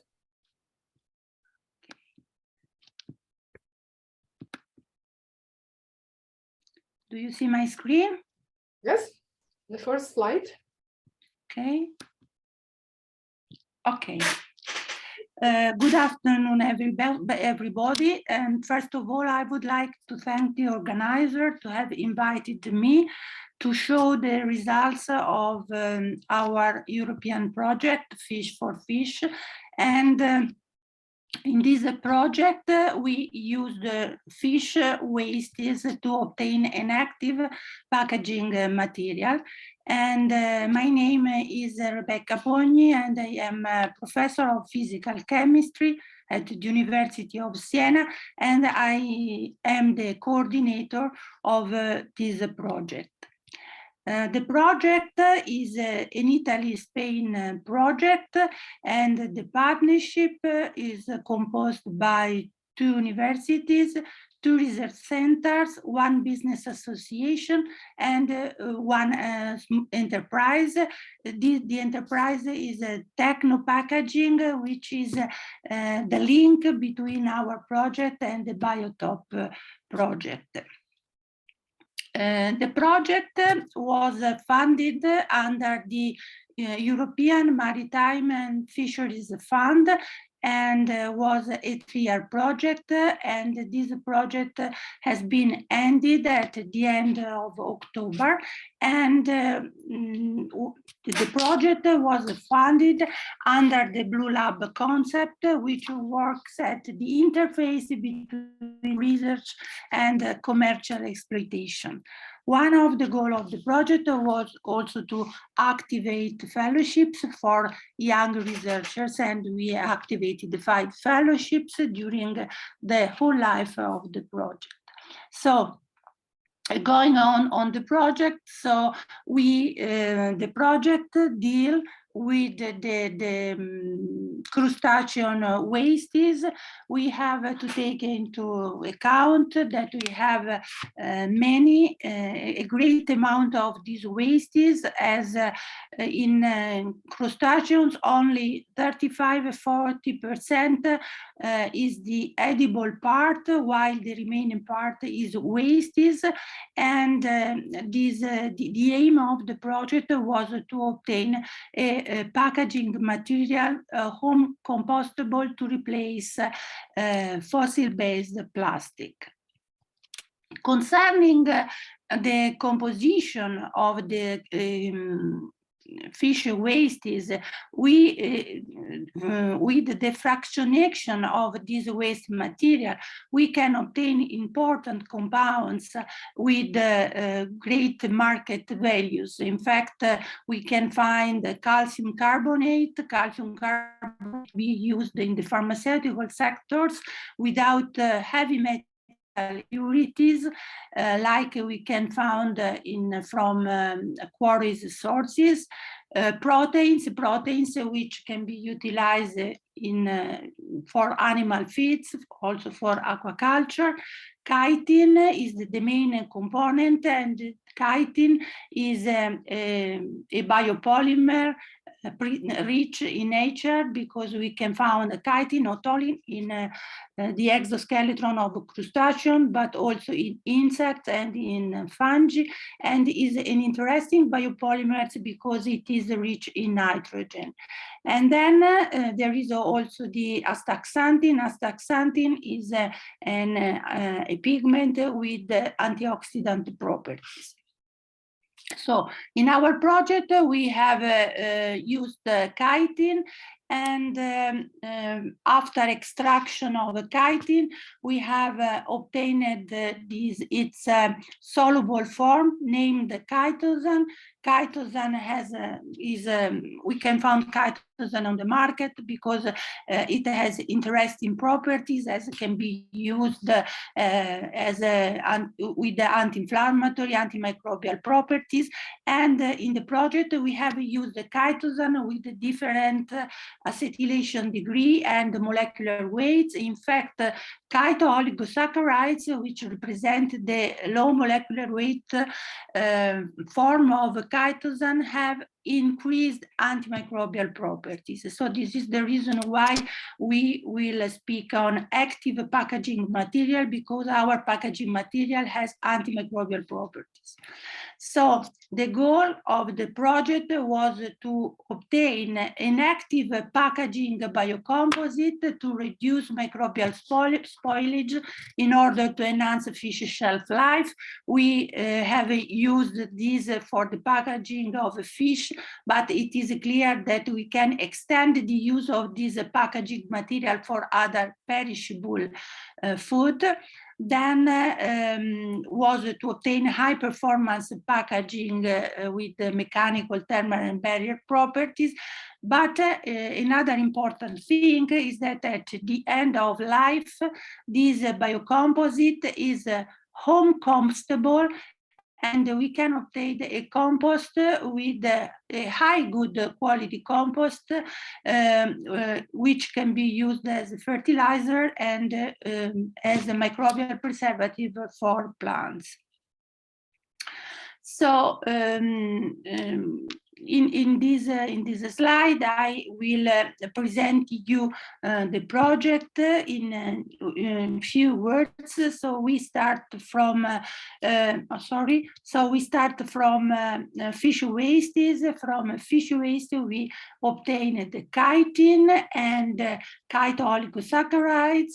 Then we use the lignin as nanoparticles, and these lignin nanoparticles can be functionalized with the chito-oligosaccharides. This represents our biofiller with enhanced antimicrobial properties and UV shielding properties.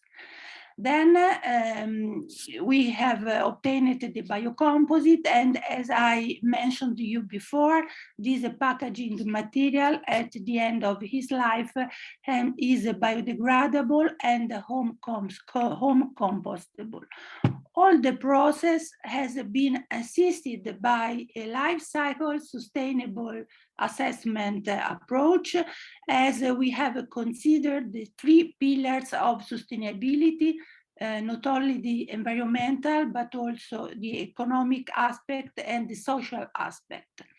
So with this project, our aim was to reduce plastic pollution from coast and seas, and fulfilling the Horizon Europe mission of Healthy Ocean, to give a new value to the fish industry waste, to enhance competitiveness of fish processing industry, to reduce food waste, and to implement some of the sustainable development goals. So as I mentioned you before, our project was at the interface between research at lab scale and the pilot development. I will give you only some insights on the pilot development of the process, and this was performed at the techno site. In fact, we produced the trays and films with the different biocomposite formulation, having different percentage of lignins. But the important thing it is that at the end we were able to produce trays and film with 80% of renewable material composition, and this is a very high value for biocomposite material. So once sorry, once we have produced these trays, these were tested using different type of fish, not only salmon, but also turbot fillets, and different tests were performed in order to to evaluate the activity of the packaging material, and the migration test concerning the allergenic properties, but no allergenic effect were detected due to protein. Sorry. At the same time, this packaging was tested for its biodegradability and compostability. We obtained the material was completely degraded into 12 weeks, and we in a compost, a high quality compost, then was tested to grow different plants. As you can see from the row in the upper part of the figure, our compost was successful in using it as a compost, as this enhance the growth of the plants in respect to the control. Then the material was, other tests were performed concerning ecotoxicity and the migration test, and the material was completely safe from this point of view. So at the end, we have, as I mentioned you before, the project has been closed 2 weeks ago, and we were happy concerning the results we have obtained in the project. And I take this opportunity to thank all the partners participating to the project, and you all for your attention. Thank you. Thank you very much for this interesting presentation. Nice, very interesting story, I think. I think there are no questions in the chat. I think you answered all. But if somebody's interesting, some questions will maybe appear later. They can contact you and find you through your project website. We came to the end of the final conference of the Live BioTHOP project. This was the last third session. We are glad that you were with us. Hello, Barbara. Mr. Bojan Cizaj, the director of our institute, came here with flowers. My God. Yes. Am I in the no? Yes. Come closer. Come closer. Wait, wait. I have to rearrange this. Yes, please. Maybe like this. Out. Okay. This is my office. Yep. Dear Barbara, yeah. Please allow me to tell you one big thanks to leading, to coordinate such a big project as this Live was. And also, I'm proud to be your co-worker. Oh, thanks you. A lot. Thank you very much. Yeah. Thank you. Very nice. Thank you. I don't know if it's your favorite color, but yeah, it is. anyway. Okay, thank you very much. Okay. Okay. Well, this was not planned, so I have to find my goal now. Sorry. Well, okay. I have to tell you that it was a nice journey, these 3.5 years. Although sometimes very challenging, the most of the time inspiring. We made a nice network across the world, and we can conclude that the project was successful with all the objectives and goals reached, entwined into the future. The results were spread all across the world. You could see on the showcase that on the third place for the number of website visitors were people from China. We had calls and emails from North and South America and New Zealand as well. Thanks again to all financiers and supporters to be with us. Thanks to Lucia and Anna and Jean for the technical support of this conference. Thanks to also to all our co-workers who brought us flowers now, and also to our families for all the support, because this kind of environmental project that connects so many people and topics takes us all. Not only when we are on the working place, but to make it a story, it has to get you under your skin. Stay well and goodbye. Goodbye. Thank you. Bye. Thank you. Thanks, Barbara. Goodbye. Goodbye. Bye-bye. Thank you, Bye. Barbara. Bye. Thank you. Bye-bye. Bye. Thank you, Barbara. Thanks. Thank you, Barbara. Thank you. Stay well.